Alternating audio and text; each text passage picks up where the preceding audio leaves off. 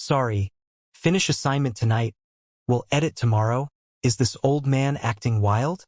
Meng Wuya asked as if he had heard the world's funniest joke. A grin appeared on his face from ear to ear, but suddenly his complexion turned cold. Then he scoldingly said, "What can you do? Even if this old man is acting wildly." While speaking, he just randomly threw out a slap. "Shunt!" With this sound, Hu Man's face became pale. He was about to protect Long Jun, but Meng Wuya was lightning fast. Hu Man just saw him lifting one hand, and in the next moment a resounding sound rang out from Long Jun's face unexpectedly. 2 teeth flew out and Long Jun flew with them for a few meters. Then with a dumb sound he dropped to the ground. The people from Blood Group became frightened instantaneously.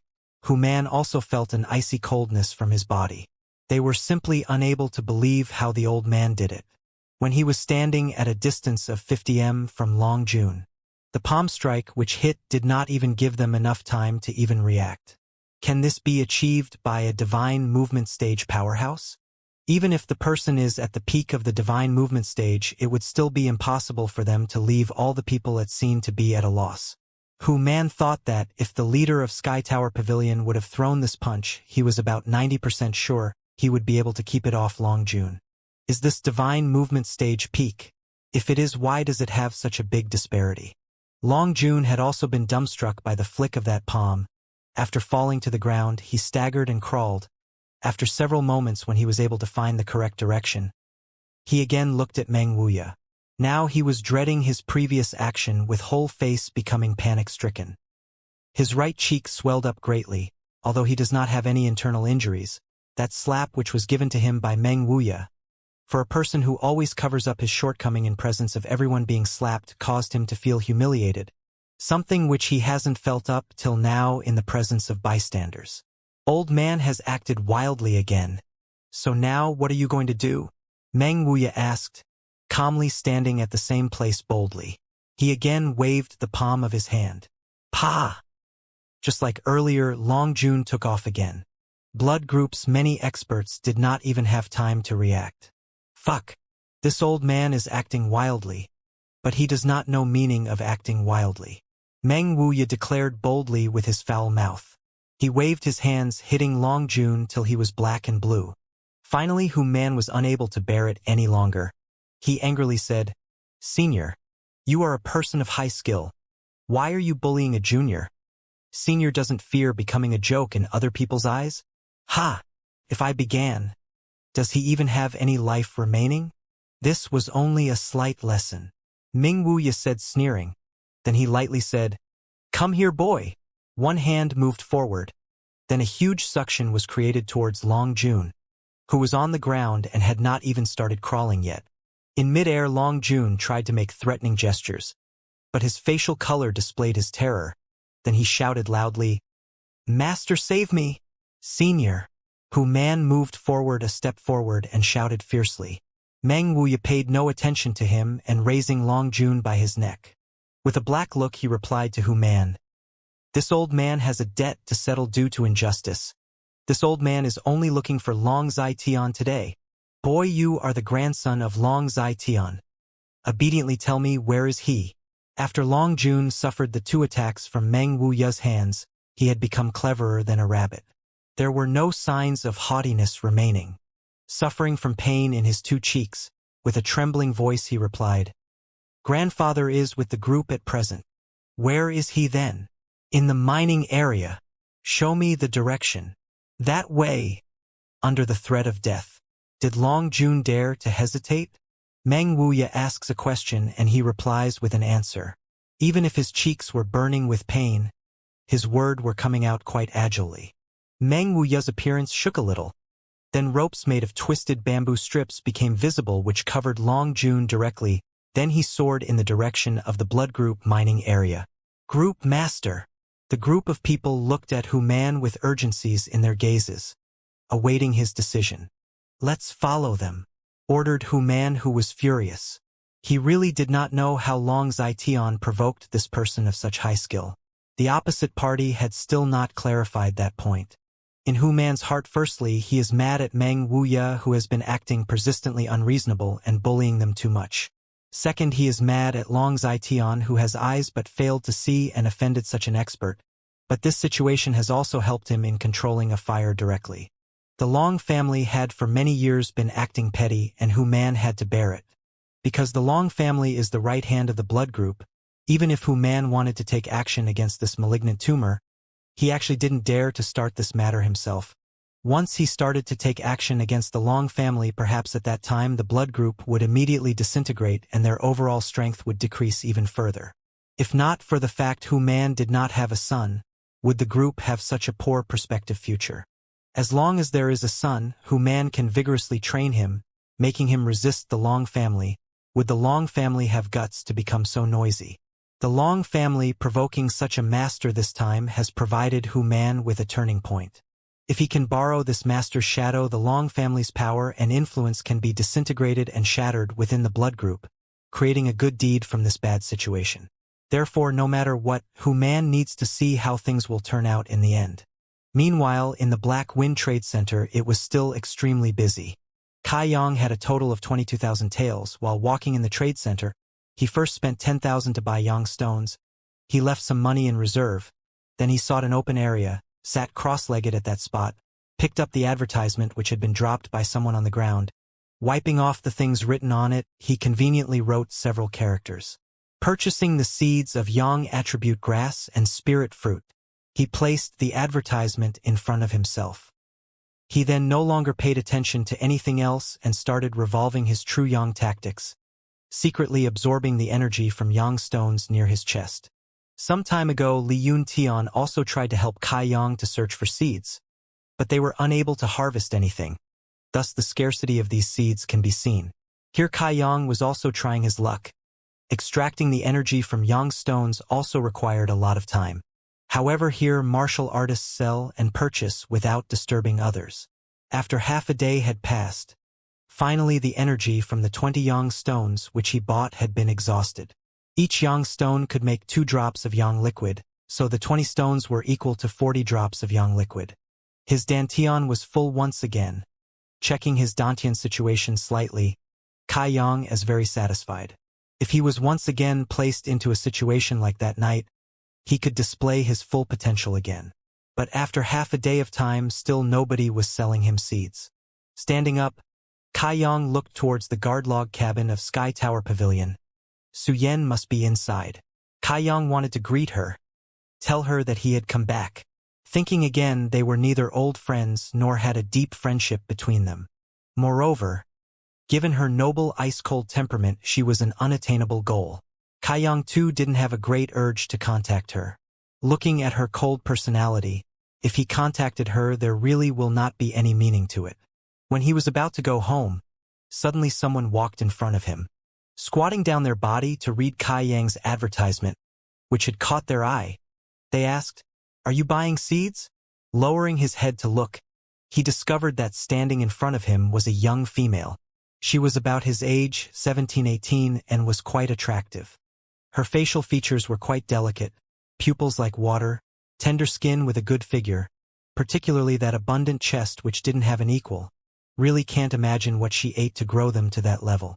She has got quite the sum with her. In her squatting position, Kai Yang had a commanding position. Her chest, which was tender, snow-white and slippery, was directly in his view. "N," Kai Yang said, putting that entrancing view aside, and nodded his head. The female straightened her body, then asked again, "I have some seeds with me, but I don't know if you can pay for them." "Really?" Kai Yang became interested immediately.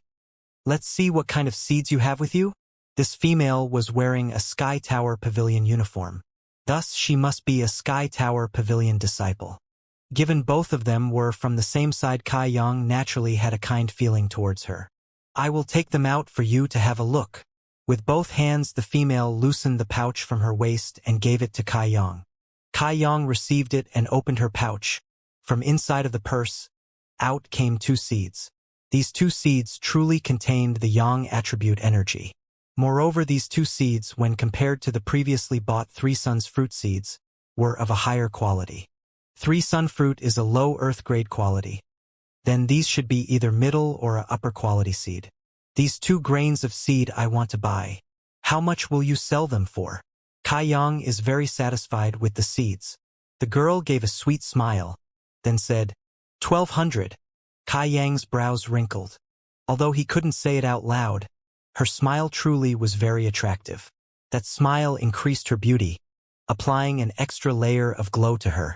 But unfortunately, this price couldn't get Kai Yang's agreement. If he wanted to, Kai Yang could buy those seeds for 1,200 without haggling over the price. But since Kai Yang possessed the Yang drops, which could reduce the amount of time needed for the plant to bear fruits, spending 1,200 to buy these seeds would definitely result in a loss for him. This female sure had an appetite as big as a lion. This made Kai Yang's fresh and warm feelings he had for her to disperse into thin air. Senior sister, isn't your price a little too high? Although Kai Yang had 12,000 taels to spare, he still wanted to use the money to purchase 3-leaved Chaos Spirit Flower and Dead Jedi Tree Grass as well. This being the case, he couldn't spend them freely. High? Female gave a slight smile. It's not high at all. This is a seed of an Earth-grade middle-level spirit grass, a pure heart seed. After they mature, they will have many uses. In eyes of an expert, they may cost even more than 1,200. Kai Yang forced smile. You still need to wait for it to mature. How many years will it take? Female purses her lips. Since you want to buy these seeds, then you must have the patience to wait for it to mature. Could it be that you want to plant this seed and reap the rewards immediately? In this world, how can there be such good and easy deed? Furthermore, these seed are rarely seen, making its cost at 1,200 to be reasonable. I also had to suffer many hardships to get these seeds. Kai Yang was helpless. Pondering for a moment, he then carefully nodded his head saying, Fine. Then we'll settle on this price. If he bought for it 1,200, it was still profitable. Moreover, listening to her explanation, she must have suffered a lot of hardships to get these 2 seeds, so she must get some benefit out of it. Besides, she is a fellow disciple, so Kai Yang will definitely not bargain back and forth, also saving himself some trouble and breath. Letting her take some advantage will not affect him too much. He gave 1,200 taels for the purchase. On the girl's face was a large grin. She held the money cautiously, then looked at Kai Yang. Junior brother, you are quite good, so I will give that pouch to you. That pouch was personally embroidered by me. Once over, she walked away in a joyful mood. Kai Yang was stunned. Turns out this female senior sister also knew that he was from the same school. She had this big lion big while knowing this fact. If he was someone else, this would definitely be a big loss. Although he was butchered by her, Kai Yang was not angry. In any case, business is business. If there ever was a next time, and he would just have to be on his guard while trading with her. He stood waiting at the same spot for some time more, in hopes of finding anyone else who was selling seeds. Tidying up, Kai Yang prepared to go buy some 3-leaved Chaos Spirit Flower and some Dead Jedi Tree Grass. Before he even had the chance to walk a few steps, the ground suddenly began to quack fiercely. After shaking several times, the 3 schools' disciple in Black Wind trade fell into chaos. Before anyone knew what was going on, the earth suddenly began to split.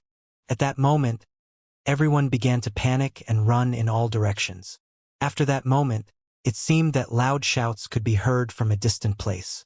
Unfortunately, those voices were not clear. Those enraged shouts naturally came from Long Zai-Tian and his fellow clansmen. After hearing the enemy's intense rage, Yang Kai's face gleamed with joy. When he heard the word, kill, Yang Kai immediately knew that Meng Wuya was about to take his revenge. The intense fight that was ongoing at the Bloody Battle Gang's mining area could be heard dozens of kilometers away. Even from such a distance, Yang Kai could feel the yuan qi fluctuations from those experts in battle. So powerful. Yang Kai could not help to stare at awe. His eyes glimmer as he anticipating the day he would be able to reach such an altitude in cultivation. Suddenly, Yang Kai could hear several doors being opened from the Black Wind Trade City. A few known figures came out.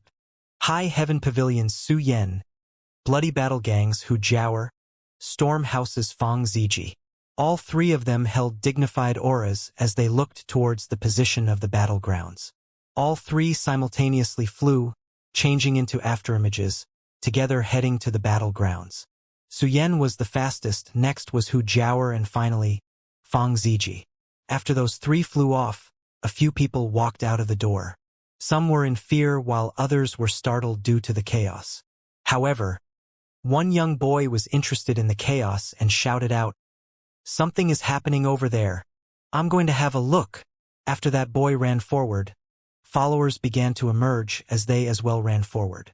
Shops in the district closed as the people in Black Wind Trade City got over their fear, which turned into interest, and ran towards the battleground to see what was happening. This must be an Immortal Ascension boundary expert level battle. It has to be. Quick! We must take a look.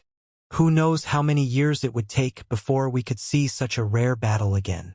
A Stormhouse disciple said to his fellow apprentice with an excited look. Wait! We should not go.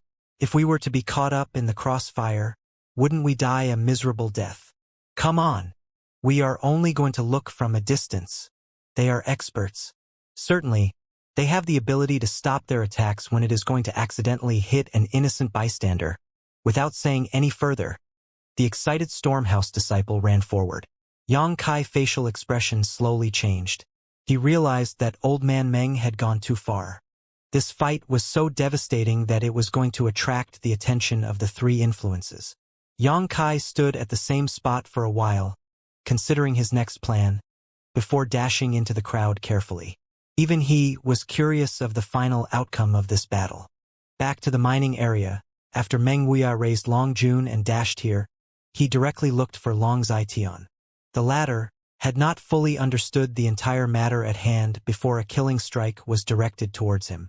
Meng Wuya's actions were unjustifiable. Long Zitian has never met this old man but was attacked. Even if he wished not to fight, as the vice-master of the bloody battle gang, he had no choice but to upmost the clan's reputation and fight. Only a coward would turn tail and flee. However, it took less than 10 moves before Long Zitian knocked down from the air by Meng Wuya. Unfortunately, Hu Man and his other clansmen could not allow their vice-master to die in the hands of Meng Wuya. They had no choice but to get involved in their fight. Although Hu Man was glad to see Long Zitian suppressed, he could not simply allow the vice-master of the blood battle gang to get one-sidedly beaten up and killed. That man holds the reputation of the blood battle gang. If he were to fall, he would drag down the clan with him. Even if Hu Man does not act, his fellow clansmen will.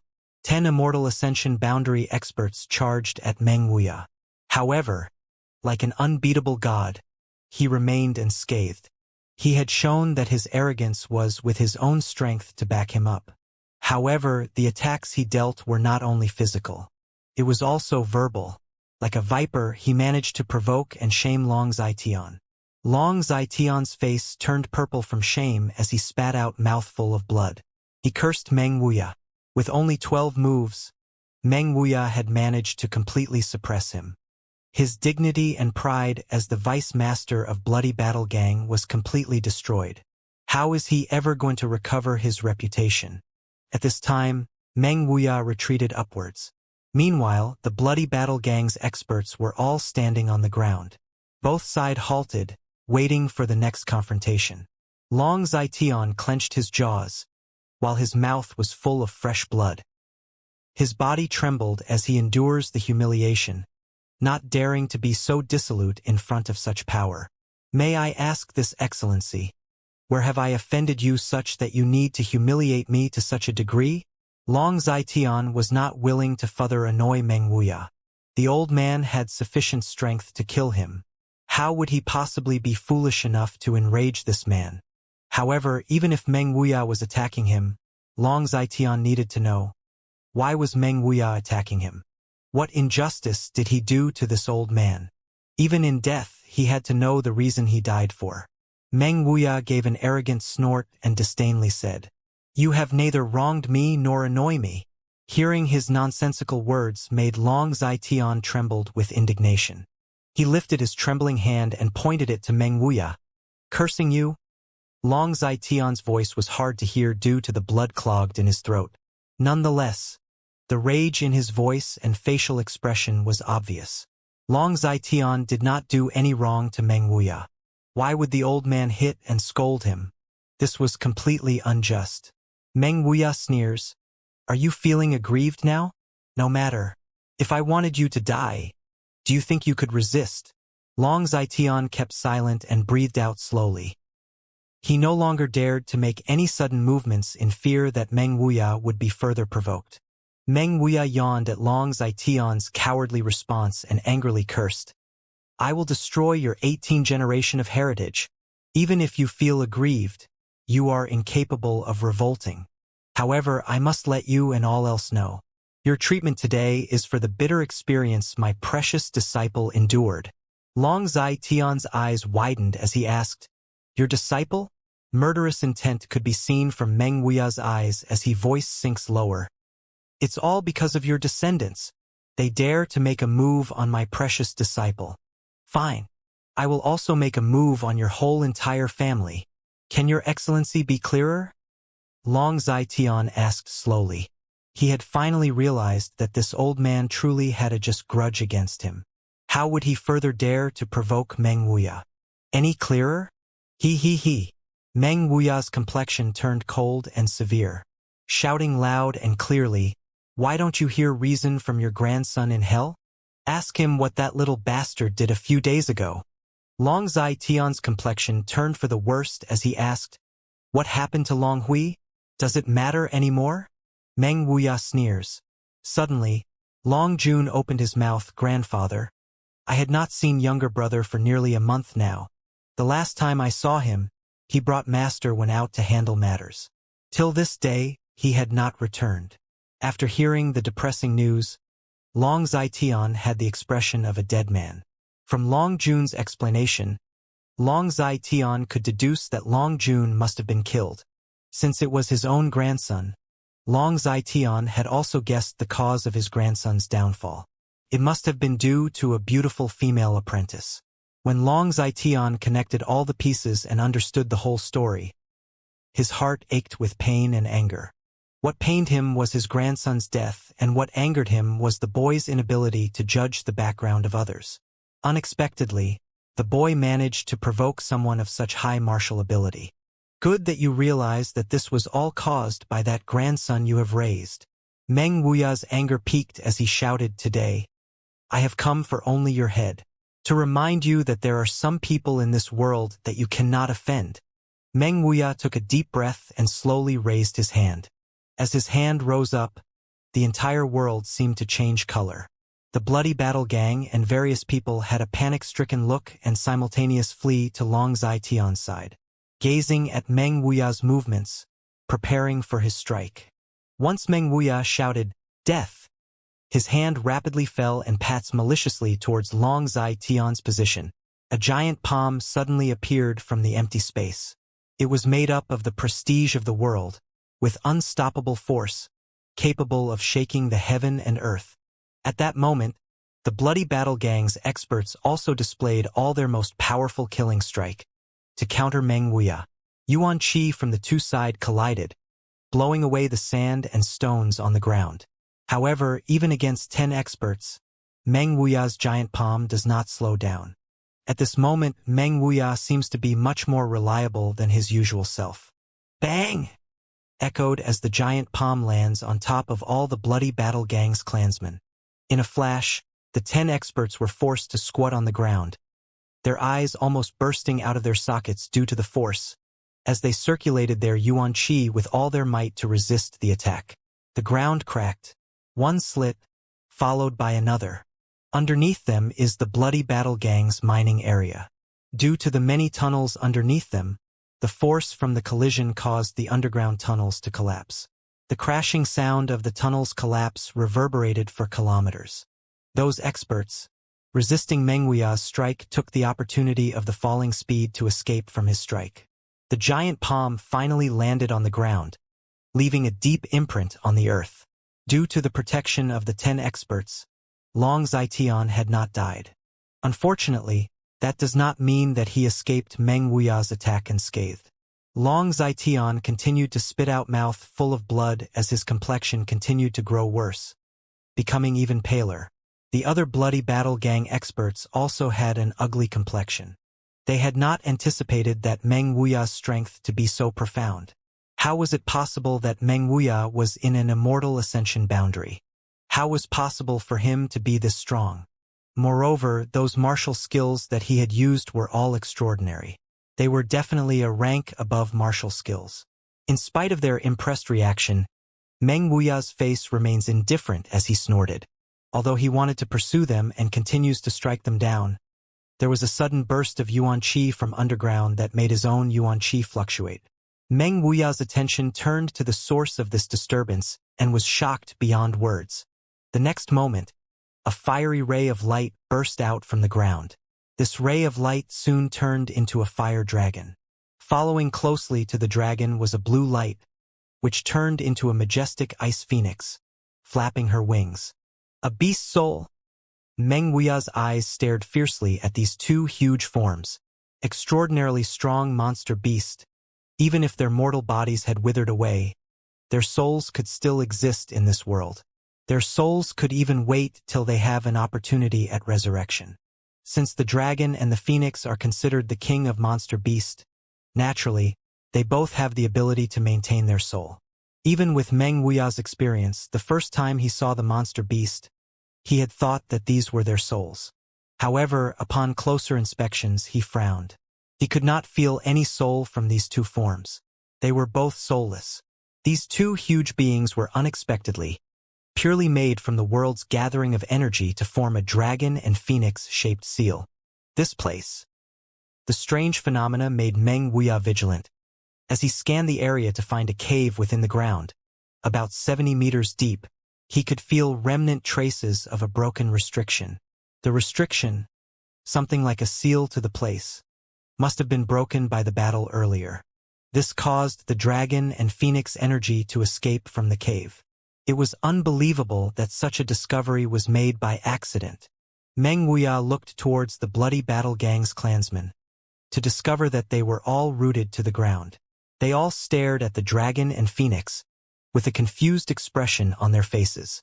Didn't they know about the existence of this place? Meng Wuya's brow wrinkled. Since there was a restriction here, he wanted to know if they had explored the cave before or not. Since none of them knew the existence cave, he could not demand an explanation. As Meng Wuya further pondered, the two giant forms turned into one. The fiery red and the ice blue both blend mutually together, producing a beautiful sight. However, the form emitted out a kind of unapproachable burning hot and cold energy attack, so strong that no one feel confident enough to resist. Retreat! Hu Man shouted angrily, forcing his clansmen to fall back. Even with his profound strength, Meng Wuya also fall back. He too had felt that he was unable to resist the energy attacks. Suddenly, the dragon roared. The sound was so powerful that people could feel their ears spitting. Following the dragon, the phoenix made a resounding cry. As they both continued to circulate the sky, the people who were more superstitious considered this as a good omen. After a long time, the dragon and phoenix both simultaneously flew back into the cave. As the two forms re-entered the cave, a bang sound could be heard. The earth started to tremble as a much larger burst of yuan qi fluctuation spread out from the cave. The energy this time was much more powerful than the time the dragon and phoenix appeared. The whole mining area became bright, as though a ray of sunlight continued to engulf this area. After a while, the ray of light dissipated gradually as the yuan qi fluctuations also calmed down. It was slowly turning back to the tranquil environment as before. Meng Wuya, who was floating in midair, looked down upon the cave quietly. His eyes and cheeks shivered as he muttered out, "Heaven's cave inheritance?" His excitement took over him as he could not help but move forward to check his suspicions. This must be a Heaven's cave inheritance. There is no doubt. Now, above the cave, there was a thin light barrier, about 33 meters from the surface, prevented anyone from looking inside of the cave. On this light barrier, there was a mysterious writing on top of it. How can this be? This small place has a Heaven's cave inheritance? Meng Wuya thought that one must be in a dream. After all, such matters were truly out of his expectations. A Heaven's cave inheritance is formed from a profound cultivator at the time of his death. The place holds the opportunity to grasp all the valuable secrets and knowledge that the cultivator had experienced in his lifetime. Such an opportunity to study the cultivator's knowledge is indispensable. Moreover, the cave must have held some treasures that this cultivator had held onto at the time of his death. For example, medicine pills or secret treasures. For someone to be able to form a Heaven's Cave inheritance, how strong must the cultivator be? He must have surpassed the existence of the transcendent stage, living as a god. What was Immortal Ascension boundary martial artist to this cultivator? They were an existence comparable to ants. Can be said that the Heaven's Cave inheritance is simply buried treasure waiting to be taken. Whoever obtains the inheritance will one day have the opportunity to reach the same realm of cultivation as the cultivator who created this cave. Moreover, there is a chance that there were multiple cultivators of the same level that died together with the one who made the Heaven's Cave inheritance, meaning there might be more than one inheritance. Meng Wuya's excitement was simply unspeakable. However, the Blood Battle Gang clansmen were even more excited than him. Buried underground was such unimaginable treasure. How could it not be good news for the Blood Battle Gang?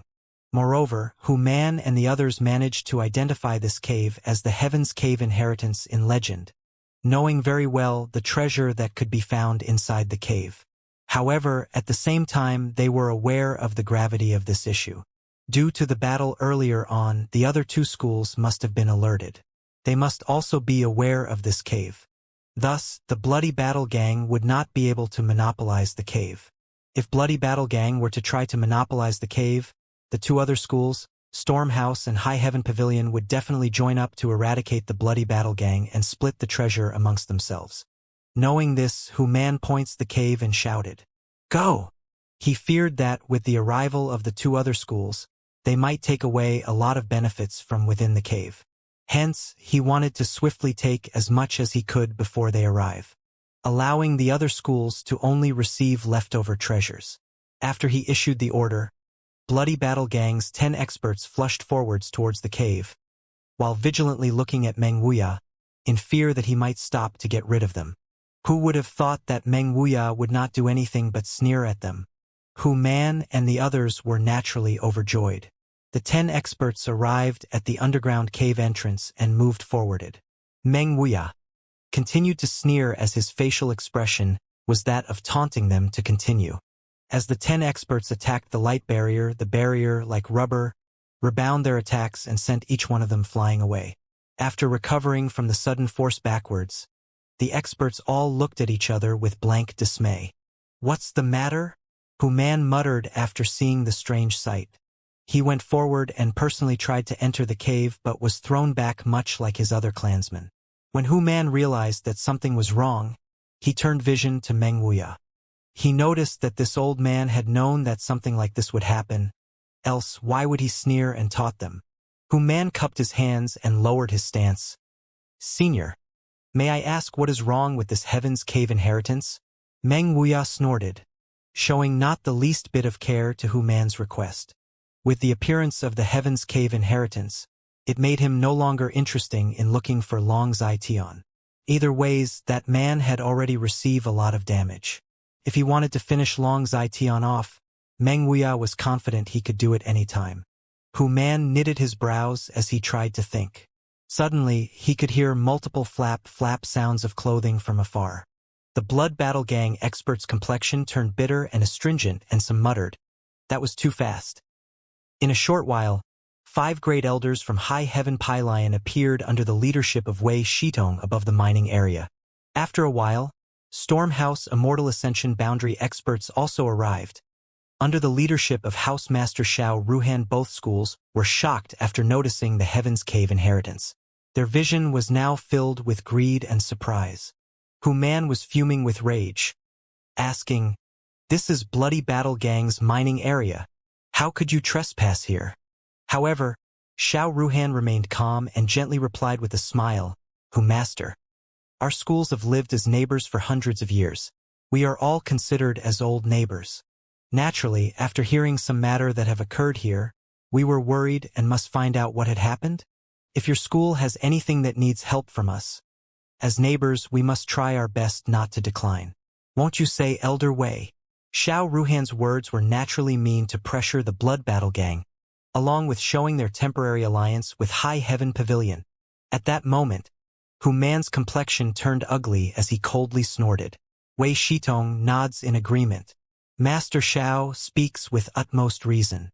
Hu Master, this place should be Heaven's Cave, inheritance of legends. Although the buried treasures inside are innumerable, it holds many dangers as well. Your Bloody Battle Gang member alone may not be able to tackle such a place. Come, let's discuss how we are able to help you explore this cave. Human gets angry and tries to rebuke. This is my Bloody Battle Gang's mining area. The restrictions here are naturally ours. However, we are unable to explain it, and likewise, you think that you could? With your abilities, do you think that you have the qualifications to enter? Meng Wuya coldly snorted. I will explain the restriction. Hu Man awkwardly and bitterly looked towards Meng Wuya, not daring to refute this old man. Xiao Ruhan smiled. Hu Master, you should calm down a little. This is a matter that we have to discuss. From a distance, crowds of experts were still gathering to see the ruckus. No matter how far away they were, be it in the Black Wind Trade City or in their schools, they were all able to see the dragon and phoenix blend together in the sky. Although many do not know the situation at the mines, if there were going to be more magnificent scenes, how could they now want to watch? Therefore, after the dragon and phoenix flew back down, the people heading there sped up. Yang Kai, who was hidden in the stream of people heading to the cave, was also excited but was still vigilant. The dragon and phoenix were well known as good omens. If those beings were an indication of treasure, he expected that there will be a large fight over it. With his current level of cultivation and skills, he would sadly not have any qualifications to participate in such a battle. When he arrived, he could see the gathering of thousands of people. Everyone's head was swaying and the noise was like a bustling market. The crowd was moving forward noisily but was stopped by the experts of the three schools. They encircled the Bloody Battle Gang's mining area, 3-kilometer radius, preventing the crowd from going further. When Yang Kai's looked to the middle of the encirclement, he could see the 5 great elders from High Heaven Pavilion. They were discussing intensely with one group of people, quarreling with face flushed with anger. A tall man could be seen with an excited look. Meanwhile, a student-like man was trying to keep everything peaceful. From the crowd, Yang Kai could hear soft discussions. That tall man is Hu Man from Bloody Battle Gang, and the student-like man is the Master of Stormhouse, Master Xiao Ruhan. What has happened here for so many experts to gather? This morning, I heard that the experts have found Heaven's Cave inheritance. What's a Heaven's Cave inheritance? A curious voice rose. Yang Kai, who did not know anything, kept his ears peeled. However, he was not the only one. Many from the crowd were also listening attentively. The one who knew about the place smiled. He excitedly told everything he knew about the Heaven's Cave inheritance and all of its advantages. When the groups of people heard the news, warm blood rushed to their heads as they wished to run into the cave to get the inheritance. So that's how it is. Yang Kai had recalled the moment 2 months ago. He felt that the place had buried some Yang attribute treasure, and gave this information to Hu Mayor as a gesture of gratitude. However, he had not thought that this place hid a Heaven's Cave inheritance. At that time, the Yang attribute that Yang Kai had felt must have been the restriction of the Heaven's Cave inheritance. This place's incidental exposure would benefit Yang Kai the most, seeing how it was connected to Yang attribute, his cultivation technique. The group of people continued to talk, but at this point, Yang Kai was not listening. He was now focused on what the 3 schools would do after finding this cave. It was impossible for one school to monopolize the cave at this point, although they would wish they could. However, since this was the Bloody Battle Gang's mining area, they must be the ones to receive the benefits of the cave first. As Yang Kai pondered, the 3 schools enlisted the most profound disciples to enter the cave and search for the situation of the cave first. 3 people, Su Yan from High Heaven Pavilion, Long Jun from Bloody Battle Gang and Fang Ziji from Stormhouse, entered the cave simultaneously. After a long wait, Su Yan came back after half a day, followed by Long Jun and Fang Ziji. The three people reported back to their respective schools their findings and before dispersing in three different directions. Meanwhile, the experts of the schools continued their discussion. It was not till a long time later that the message was passed on to the lower disciples to inform them to gather. Yang Kai and one crowd of High Heaven Pavilion disciples walked towards the five great elders. Yang, fellow apprentice. As Yang Kai was waiting for Wei Shitong's speech, Su Mu and Li Yuntian greeted him from the side. Yang Kai smiled. "Oh, you came as well." Su Mu smiled back. "Such a huge matter. It is only natural that we come to watch the fun." Li Yuntian asked, "Fellow apprentice, you have been missing for 20 days now. Where have you been?" Yang Kai explained, "I had to exit the school to handle certain matters. But I must thank you for helping clean up my log cabin while I was away." Li Yuntian and the others were stunned. "We did sweep the floor outside the log cabin for you, but we never cleaned the inside of the log cabin." Su Mu let out a chuckle. "These lazy groups of people don't even fold their beds once they get up. How is it possible for them to clean up your log cabin for you?" "Really?" Yang Kai was stunned. If no one cleaned his log cabin, how was it possible for it to be so clean? "Silence," Wei Shitong declared with a serious face. With just one word, the 2,000 High Heaven Pavilion disciples immediately looked up at him with their glimmering eyes. Everyone knew that the news they were about to receive was about the Heaven's Cave inheritance. Wei Shitong coughed lightly and continued, "You all should already know what has happened and what opportunities you may receive inside the Heaven's Cave inheritance. Even after living for such a long time, this old man and many others have never seen a Heaven's Cave inheritance. Let alone the entire Great Han Dynasty has never seen this cave for 1,000 years. We do not know for certain how high one's cultivation level must be to create a Heaven's Cave inheritance, but we certainly do know there must be countless treasures inside. Spirit pills, rare cultivation techniques, armor and weapons, and finally, the most important treasure of them all, the inheritance of the cultivator who died." The audience's breath turned fiery as they listened to Wei Shitong's words. Wei Shitong continued, "With such treasure will come with danger. Do remember that inside, the slightest mistakes could get you killed." With those words, those hot heads that were ready to rush in suddenly had their heads cooled down with a slap from reality as their spirits gradually grow more solemn. Seeing some dispirited face caused Wei Shitong to coldly snort. "These advantages are there and should be taken. If you don't take it, another person will. If you were to risk your life to enter in search of an opportunity, would you still be willing to go in?" Wei Shitong's speech left the place with silence. His threatening vision swept across the disciples to fall on Yang Kai.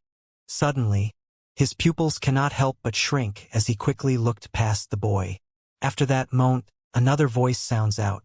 "Great Elder, this is a huge chance. If I were to miss it, wouldn't it be a pity? Even if there are risks involved, we must take it on for the opportunities inside. Certainly, this is a once-in-a-lifetime opportunity. How could one possibly choose to miss it? We must go in." High Heaven Pavilion disciples slowly got excited again. With so many people's encouragement, and under the enticement of the inheritance, the dangers and risks were well worth it. Birds die for food, while humans die for wealth. "Good." Wei Shitong nods with a satisfied expression. "My High Heaven Pavilion disciples should be unafraid for danger. They should have the courage and uprightness. Your decision has made this old man gratified. All disciples listen to my command. All those over 30, move to one corner." Immediately, troops of High Heaven disciples separated. The population of those at the middle had just reduced to 40%. Wei Shitong looked at the group of over 30s and pitifully said, "You are unable to enter the cave. There is a limit for those of age 30 and above. Those that are in the realm of immortal ascension and above are also unable to enter." "How can this be?" the crowd of rejected disciples cried out. "This is not a rule that we made. The senior who made the cave had set up a few restrictions, which we must abide to. Naturally, he must have his reasons for doing so." The second elder, Su Swan Su, shouted. Wei Shitong shouts, "Those disciples under initial element stage move to this side." Another group of people had also made another group. You are currently able to go in, but we do no permit your entry. Wei Shitong stared at them. The dangers inside is too much for you. Your strength is currently too weak, and going inside would be equal to signing a death sentence. This group of people was self-aware and dare not bring forward any complaints. With those two conditions, the remaining participants was only 300 to 400. Wei Shidong looked at the remaining crowd. If you do not wish to enter the cave, you can leave now. The school will not force you to enter. Also, those that enter cannot complain if they are reportedly dead. However, even with the warning, the enticement of the Heaven's Cave inheritance was too much for anyone to choose to leave. Wei Shitong waited for a long time before smiling. Since you have chosen to enter, I will tell you all I know about the place so that you all can be mentally prepared to enter. All he would know was from the report by Su Yan. Although what she understood was not much, it was better than nothing. Yang Kai listened to find out that once they entered the cave, their starting points would be different. The Heaven's Cave inheritance also had an abundance of world energy, which makes it very suitable for cultivation. Moreover, the cave has special exits that must be used in order to return.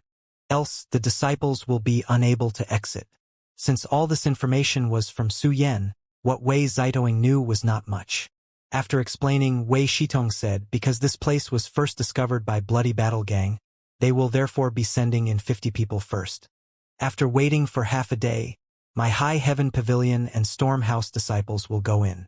I must warn you that you must not only be careful of the restriction traps inside. You must also be weary of the disciples from the other two schools. Do not allow yourself to be able to find a treasure, but is unable to enjoy it. Hearing this, the disciples' heart turned cold as they imagine the scene where they are backstabbed due to one's treasure. Disciples of High Heaven Pavilion. If you bump to each other inside, you must help each other mutually and survive. Am I loud and clear? Yes, the disciples shouted. First, we will dismiss you. Find a place to rest and prepare. When the time comes for us to enter, we will inform you. Hence, the disciples dispersed and seek for an appropriate place to meditate. Li Yuntian pulled a long face as he jealously looked at Su Mu and Yang Kai. Young Su, young fellow apprentice, I am unable to go in. Li Yuntian was currently at the tempered body's 9th boundary. Su Mu smiled. Who asked you to be so lazy with cultivation? You get what one deserves. Look at young fellow apprentice. He worked so hard and is now in the initial elementary stage. By the way, what level of cultivation are you? Yang Kai calmly responded, 7. Su Mu stared dumbfounded with Li Yuntian. Their expressions seemed to be staring at a monster. It took a long time before they were able to get over their shock. I must hurry and cultivate as well, Su Mu said dejectedly. Meanwhile, Li Yuantian tactfully left. Young fellow apprentice, I should not disturb you any further. You need time to restore. Yang Kai nodded and found a peaceful place to meditate. He sat cross-legged and closed his eyes, waiting for the moment to arrive. Yang Kai was secretly rejoicing in his heart. Never had he expected that his purchase in Yang stones to be so important. This is especially when he needed to enter somewhere as dangerous as the Heaven's Cave inheritance. After meditation, his dantian has now stored about 50 Yang drops. This should be sufficient for any danger he would face in the Heaven's Cave inheritance. While sitting in meditation, Yang Kai felt the presence of someone's gaze. When he looked over, he found Su Yan. Immediately, when their gaze nearly connected, she withdrew away. Su Mu, who noticed this, bowed to Shi Yan with a dignified face and glimmering eyes. Yang Kai looked away, not caring. Suddenly, a sound could be heard from Bloody Battle Gang. It was time for the 50 people from the Bloody Battle Gang to enter Heaven's Cave Mansion. Naturally, these conditions were made while the three schools had their discussions. Bloody Battle Gang wished to monopolize the whole Heaven's Cave inheritance. However, with the two schools present, that is impossible. Similarly, although High Heaven Pavilion and Stormhouse both desire the treasures inside the Heaven's Cave inheritance, Man and the experts from the Bloody Battle Gang could not simply allow these intruders to take advantage of them. As a result, the schools agreed to pay 1 million in cash and allow the Bloody Battle Gang to send 50 of their disciples to enter the Heaven's Cave inheritance half a day earlier as compensation. When Xianxia looked through the 50 disciples from Bloody Battle Gang, he knew that these were elites of the schools. Likewise, allowing them leeway for half a day first would definitely result in them discovering and stashing most of the treasures. Strangely, the Hu sisters, Hu Meier and Hu Jiaoer, were in the center of an encirclement formed by the 50 expert disciples. Both sisters look exactly alike, similar to twins. They were both gorgeous individuals who would attract any kind of male. Their beauty certainly reached the level whereby males would gratefully throw their lives away in order to gain the sisters' affection. Naturally, if one were to win either one of their hearts, the man would certainly die without regrets. In a short span of time, the half of the 50 people entered the cave and disappeared without a trace. When the Bloody Battle Gang's disciples entered the cave, the disciples from High Heaven Pavilion felt low-spirited. Suddenly, a form appeared, flying at high speed towards the sky above cave. Hu Man and many other experts instinctively shouted, "Who dares?" "Naturally, it's me," Meng Wuya shouted in an angry tone as his raging pupils fiercely stared at the Bloody Battle Gang's experts. Meng Wuya waved his hand and gently shouted, "Come here." Hu Man and the other experts from Bloody Battle Gang stared at this approaching figure. As Hu Man had expected, she was a beautiful girl, although her face was covered by a veil and most of her features were hidden. Her limpid clear eyes and gracefully enchanting stature is not something an ordinary girl could possess. However, her beauty was not the only thing that shocked Hu Man. The girl's strength was astounding. Unexpectedly, she was at true element boundary stage. Hu Man looked towards Long Zai-Tian with discontented eyes. The man cursed. "What a great deed your grandson has done." Long Zai-Tian did not reply. Instead, he stared with gaze filled with hatred towards the pair of master and disciple. However, he was unable to unleash his rage. Meng Wuya's strength far exceeded his. If he were to enact his revenge for his grandson right now, he would certainly die without a corpse. It was hopeless. Naturally, that girl was Xianxia. She had been closed up, something akin to meditation training in a secluded place in High Heaven Pavilion. After receiving Meng Wuya's instructions, she hurriedly flew to meet him. However, even the mighty true elementary boundary stage practitioner hid behind her master's back after noticing the gaze of several thousands of people, all focused on her. "My precious disciple," Meng Wuya said with a gentle tone. He pointed towards the cave. "There are great opportunities there. So go." Xianxia nodded aggressively. She took a glance at the light barrier. Quickly, her gaze scanned around her surrounding as though she was looking for someone. Unfortunately, it was currently nightfall, and she was unable to find the person she was looking for. Noticing her actions, Meng Wuya once again urged Xianxia to quickly enter the cave. Not daring to oppose her master, Xianxia bit her lips with a painful expression and flew into the cave. From the beginning to the end, none of the Bloody Battle Gang took action against those two. Nobody dared to oppose Meng Wuya. Likewise, Wei Shidong and the other 4 elders looked at this scene and was speechless. They had never knew that the man acting as the contribution hall storekeeper would be unexpectedly so aggressive. Even in the face of the entire Bloody Battle Gang, he had a calm composure. With just a few words, he had completely overridden the agreement between the 3 schools, allowing his own disciple to enter the cave without any repercussions from Hu Man and the others. Just what kind of situation was this? Xiao Ruhan's brow winkled as he was left without an answer for this situation. "Hu Master, what is this about? Isn't this against the agreement that we have agreed upon? Why can a High Heaven Pavilion's disciple be allowed to enter at this time?"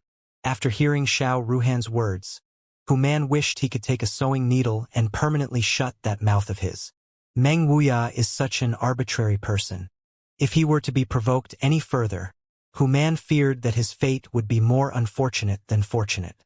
Therefore, he would rather Meng Wuya get away with this incident, just to hopefully clear their past anonymity. However, who would have thought that Xiao Ruhan dared to stir up trouble? Thankfully, Meng Wuya simply sneered and ignores them. To appease both sides, Hu Man had no choice but to present a valid reason to Xiao Ruhan. Actually, we were only able to manage to find this place due to the senior's skills. Naturally, we can't complain if he were to send in his disciples. After all, without him, we would not have this opportunity in the first place. Xiao Ruhan sneered. Then why didn't Hu Master mention this matter earlier when we were discussing? Hu Man was at a loss of words. Although he had tried to explain the situation, he too truly had no good reason to present. Even he himself was truly unable to resist the will of Meng Wuya. Xiao Ruhan continued to press the matter.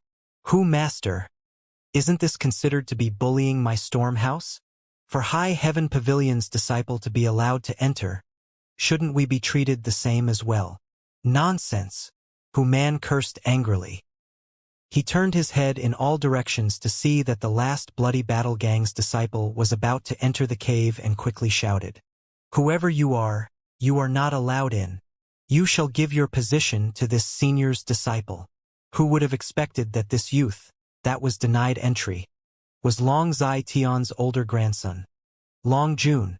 Long Jun was extremely excited for this once-in-a-lifetime opportunity to enter the Heaven's Cave inheritance. He had hoped to inherit the skills and knowledge left by the cultivator who made this cave. However, just when he was about to enter the cave and get a head start, Hu Man's order resonated inside his ears. The boy quickly looked towards his grandfather with pleading eyes.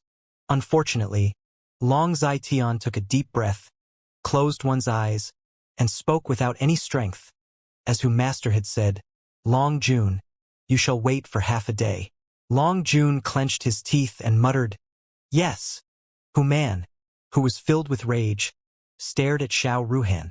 "Xiao Master, certainly you can't have any complaints now, right? That senior's disciple slot had been accounted for by my own bloody battle gang's quota." Xiao Ruhan's brow wrinkled as he snorted and waked away. He could no longer pester Hu Man for a leeway for his storm house. Wei Shitong looked at Hu Man with glimmering eyes. It seems that Hu Man truly fears out Treasurer Meng. Su Xian Wu chucked. "We have all underestimated our storekeeper's abilities." Hu Man looked up at Meng Wuya with a smile plastered on his face. "Senior, is this arrangement satisfactory?" Meng Wuya responded with a strange smile. "Of course I'm satisfied. However, once my disciple returns and complains to me about anyone who offended her, I hope that you will not take my actions as hostility towards you." Hu Man's complexion drastically changed. Although he had a smile plastered on his face, he was secretly hiding the hostility within his heart. He gave a hollowed laugh, of course. Hu Man thought to himself, "My God, now we have to tell everyone that no matter what, if they were to bump into that girl inside, we must treat her with the utmost respect. We definitely cannot allow her to encounter any form of danger." Thus, without any further delay, Hu Man quickly spread this warning to the rest of the bloody battle gang's disciples. To see Meng Wuya as such a strong figure made all High Heaven Pavilion disciples surprised. Who would have thought that the lewd storekeeper was so powerful and tyrannical?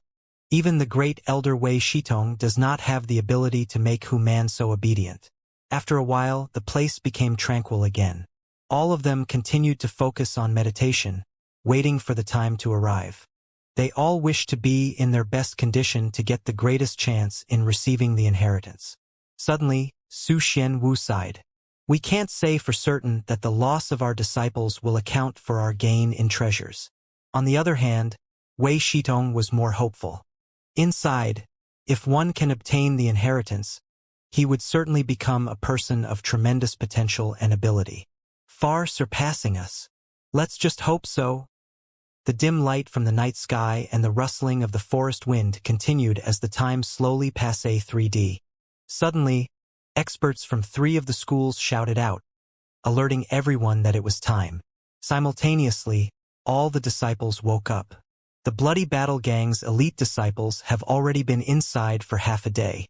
It was time for the whole group to enter the cave. From High Heaven Pavilion, Su Yan and Xia Hongchun took the lead. Behind them were 2 lines of disciples that formed in an orderly manner. They all took their turn to walk into the cave and vanish from sight. Yang Kai and Sumu were walking side by side. When Yang Kai looked over, he could see Sumu anxiously rubbing his hands. "If only we are able to arrive at the same location together," Sumu said in a low voice. "We can hope, but that is not what the Great Elder said would happen once with Enter. It would also be unlikely that we are going to land at the same spot." "Young fellow apprentice, do you know what inheritance this is?" "How would I know? Do you know of the dangers inside?" "No." "Ah, I'm so anxious right now." Originally, Yang Kai was not anxious at all. However, while he was whispering to Sumu, he could not help but feel his heart tightening. When it was their turn to enter, Yang Kai's vision narrowed. He wanted to know what exactly happened to him after he passed through the light barrier. When he entered, he could see a flower underneath his feet. Inside a void, he was all alone. The flower rotated for a while and suddenly vanished. Yang Kai immediately fell. The whole scenery quickly changed as he gently landed on a field. He looked up the sky to find it to still be blue but without any clouds, moon, sun, or stars. On top of him was a black portal. When Yang Kai shifted his gaze from the sky to the environment around him, he saw that he was surrounded by numerous stone pillars of various height and dimensions. Some were 4 meters high, while others could even be a simple sand pile. When Yang Kai felt the environment around him, he could easily tell that the world energy here is much richer than the outside world. If he were to sit in mediation and cultivate, he could estimate that his efficiency would be 3 to 4 times that of when he cultivate outside. Sadly, he had no time to cultivate. He and his competitors were all here for the inheritance. Taking time to purely cultivate was akin to giving up the search for the inheritance. When he looked around for people around him, he discovered that he was separated from Sumu even though they both entered at the same time. Suddenly, Yang Kai could see a shadow on the floor. The shadow grew bigger as a figure quickly dropped down from the portal. This person was surprisingly Lan Chudai. The girl quickly got up and stood firm. She looked around her and quickly noticed Yang Kai. To think of all the disciples he could gotten the chance to pair up with, it had to be her. Yang Kai quickly exclaimed, "It's you!" Lan Chudai seemed happy to meet the boy and walked towards him. "Well, aren't you skillful? Did you just reach here?" Lan Chudai asked. "Yeah, that's right." Yang Kai nodded in response. There are many people that entered his cave together.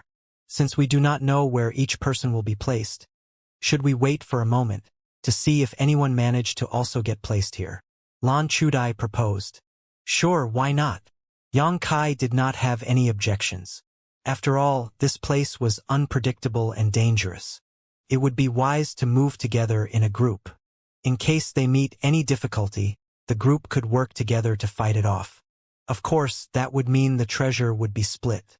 However, considering the risk of losing one's life, being in a group was a much safer method to get treasures. Naturally, when he got to know the place a little better, he could assess the situation and see if it was safe for him to leave the group to self-explore. Thus, the pair stood there waiting. After a while, 3 more people fell nearby. Out of these 3 people, one was a High Heaven Pavilion disciple, and the remaining 2 were from the Bloody Battle Gang and Storm House, respectively. As the 5 people gathered in this special place, they did not care much about their background. Surprisingly, they were all harmonious. After waiting again, no one appeared. Thus, Lao Chudai spoke. "Since no one else is appearing, shall we head off?" With her beauty and self-confidence, her manner and speech, she immediately became the center of attention within the group. Everyone nodded in agreement. Before we start, we should be familiar with each other first. It's good to know each person's cultivation level so as to know who can deal with the more dangerous task. I shall start first. My name is Lao Chudai and I am from High Heaven Pavilion. Chi Transformation Stage, Level 7. How about you? The girl asked and looked to another High Heaven Pavilion disciple. The disciple quickly flatters the girl. Female apprentice. I have heard of your famous name. To think I would be in such luck to meet someone as beautiful as you today. The disciple's flattery was beyond obvious, causing Yang Kai and the other 2 to despise this boy. Lao Chudai was an exceptionally attractive person. Her whole figure was not only enchanting. Her pair of magnificent mountains was enough to make anyone's eyes glued. If a man could have her, to only be able to hold those pair of magnificent mountains, he living in heaven. Lao Chudai gave a smile. "And you are?" she asked, showing little care for the boy's words. The boy proudly puffed out his chest and received his abdomen, lowered his voice and said, "I am fellow apprentice Nye Yong. I am a lower base disciple at Qi Transformation Stage Level 4. The boy smiled mischievously. "Senior sister, you can feel relief. If there is any danger, I will be there to help you." Lan Chudi's eyes scanned the boy as she showed a faint and sweet smile. "Fellow apprentice, I have kept your words in mind." She then turned her vision to another person. This man was tall and bulky. He had a board and study build, taller than Yangkai by an entire head. Although he looked rough, he also seemed to be simple and honorable. "I am called Zuan, a bloody battle gang disciple at Qi Transformation Stage Level 5. After he spoke, he stood there silent. It seems that this disciple does not enjoy talking very much. Afterwards, Lao Chudai bowed and her vision turned to another person. This time, the disciple was a female. Her stature was quite slender. She was not tall but looked delicate. Moreover, ever since she first arrived, she had a shivering smile on her face. It was obvious that this girl was extremely shy as she avoided eye contact. "I'm called Du Shuang. I am from Stormhouse. Please call me Little Sister Du. I am a Qi Transformation Stage Level 6. Nice to meet you." Du Shuang lowered her head respectfully. Everyone's eyes were immediately glued to this girl. No one had ever imagined that this girl, who looked to be 14 to 15 years old, to be at Qi Transformation Stage Level 6. This delicate girl was the second strongest person within the group. Lao Chudai smiled. "Well, this is certainly interesting." She looked up the portal and asked, "Maybe the portal sorted us according to strength?" The group of people looked at each other and seemed to agree with Lao Chudai's inference. So far, all of them were in Qi Transformation Stage and were all in ascending order from Level 4 to 7. "Oh, that right. What are you?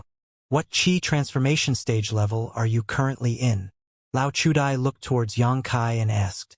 Due to the pattern, Lao Chudai naturally thought of Yangkai as a person in the Qi Transformation Stage.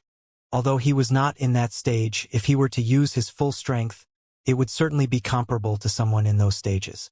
Yangkai embarrassingly starched his cheek and said, "I'm only in the initial elementary stage, Level 7. I'm from the High Heaven Pavilion, called Yangkai." Zuan's gaze immediately turned to that of despising as he muttered out, "Unlucky. You are the infamous Yangkai?" Lao Chudai's facial expression turned to that of surprise as she continued to inspect him. With Yangkai's reputation, Nyeyong was also doing the same, and Lao Chudai. Yangkai nodded. He knew that his name was infamous throughout the whole entire school. This reaction was almost bound to happen after people knew of his current cultivation level now.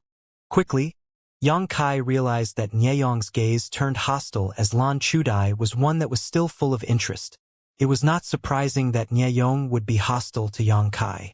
After all, Nyeyong was a lower-based disciple and should be friends if not a clique with Wei Zhuang and Xia Hongqian. The previous time, he had humiliated both Wei Zhuang and Xia Hongqian. It comes to no surprise that a grudge would be bore by Nyeyong as well. However, since this was the Heaven's Cave inheritance, Yangkai knew that Nyeyong would not do anything rash. Thus, it was safe to assume that he would not dare attack Yangkai. Lao Chudai withdrew her gaze and looked towards all four people. "All right, since everyone knows each other, and none of us knows the location of any treasure, if we were to discover any, we will collect and respectively assign each one their piece fairly. If there are insufficient treasures collected to be equally distributed, we will settle this with money. How does that sound?" Nyeyong hastily nodded. "Lan female apprentice is right. I hope that you will maintain fairness for all of us." The rest did not object to Lao Chudai's proposal, and just like that, Lao Chudai had already established her position as leader of this group. When Yangkai traded with her, he noticed that she was not a person that was willing to be taken advantage of. Likewise, Lao Chudai was certainly a person of ambition, and will never agree to be oppressed by another person. Since this matter has already been decided, let's go. I will lead the way first. After 2 hours, the person leading the way will be changed. Lao Chudai stopped talking and quickly walked.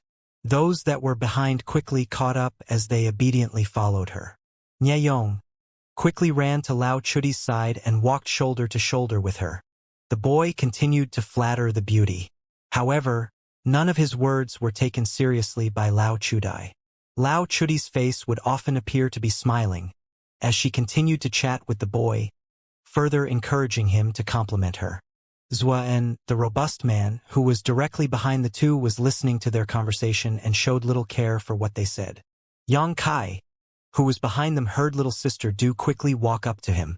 This shy girl quickly walked to his side and whispered to him in a soft voice, "Don't worry, you can certainly reach Qi transformation stage in the future." Yang Kai turned to look at the girl and smile. "Don't worry, I don't really care all that much." Du Yishuang's whole face turned red after Yang Kai turned his head. She thought that the boy did not dare speak due to Zuan's remarks earlier and merely wanted to comfort him. Haha, watching her reaction was quite cute as Yang Kai chuckled. "Little sister Du, you seem to be younger than me, but how is it that your cultivation level is so high?" Since this girl took the effort to comfort him, she had left Yang Kai with a good impression of her. The boy wished to further get to know this girl.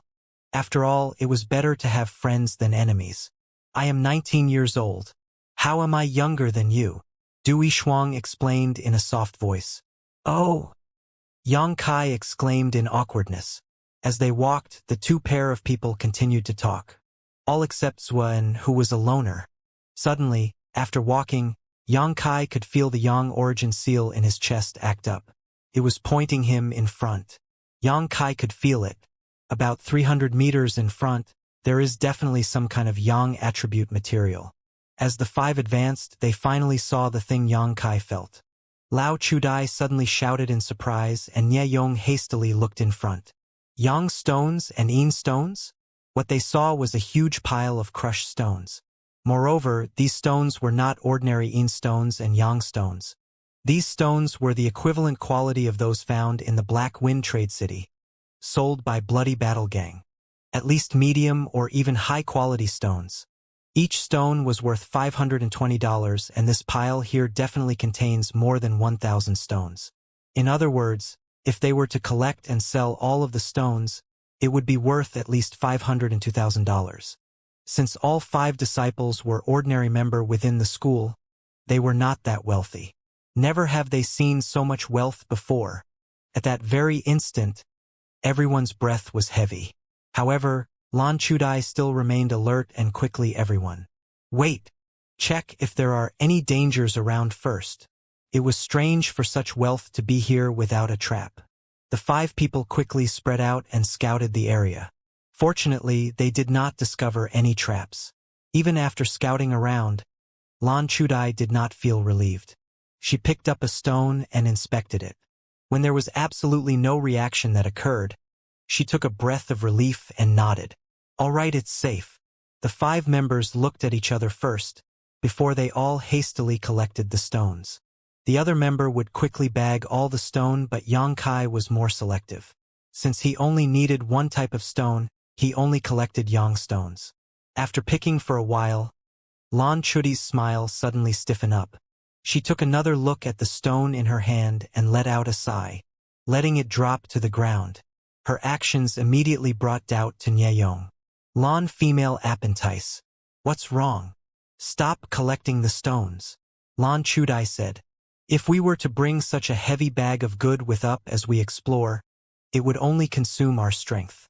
Likewise, if we encounter any danger later, it will only slow us down when we try to escape. If such a scenario occurred, we would probably lose it in the end." After listening to reason, everyone responded with disappointment. They had forgotten their safety due to their own greed. Lan Chudai continued. "Furthermore, we have just entered this place. There are bound to be more treasures here. Think about it. There are no traps here.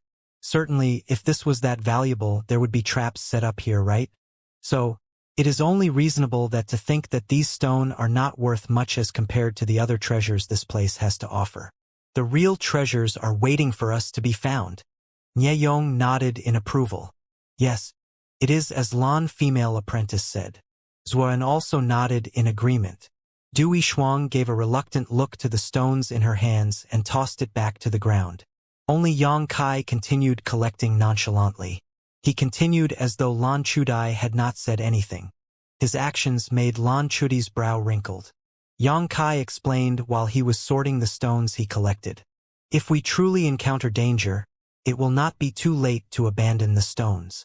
Lan Chudai did not further make any remarks. Do as you please. She turned around and began to walk. However, we will not wait for you to sort the stone. Just make sure you don't take too much. Yang Kai nodded in agreement. Sure, you guys should go on first. Thus, Lan Chudai no longer wasted a single second as carried on. Meanwhile, Zuan looked at Yang Kai with a demeaning gaze. On the other hand, Nyeyong was more vocal of his opinion. Apparently, you do not realize the dangers this world contains. You will lose these stones sooner or later. Why even bother collecting them? Dui Shuang was unlike the others. She held a good opinion of Yang Kai and supported him. It's okay. I'll stay here with you. Yang Kai quickly replied. No, it's all right. It's best you join the group. Don't worry, I will catch up later. As he continued to sort the stones nonchalantly. Since Yang Kai had insisted, Dui Shuang no longer pursues the matter. She gave a nod of acceptance and ran to join the group. After the four of them left, Yang Kai quickly started to cultivate true Yang secret arts. The Yang stones that were close to him began to lose their color as the boy continued to absorb the Yang energy from the stones. Later, Yang Kai managed to absorb enough Yang energy to form 20 drops of Yang drops within his dantian. This is enough, Yang Kai decided. Although there were many Yang stones here, Yang Kai is not able to absorb all of them in such a short period of time. It was as Lan Chudai had said, this pile of stones were probably one of the most useless treasures in the Heaven's Cave inheritance. Hence, Yang Kai decided not to waste too much time here, so as to have time to pursue the other treasures. After 30 minutes, Yang Kai had managed to catch up with the group. The moment he joined, he could tell that the other three members, except for Du Yishuang, were looking at him with displeased eyes. In terms of strength of cultivation, Yang Kai was the lowest in the group. He was an obvious burden, and it was not surprising that the others would think of him as worthless.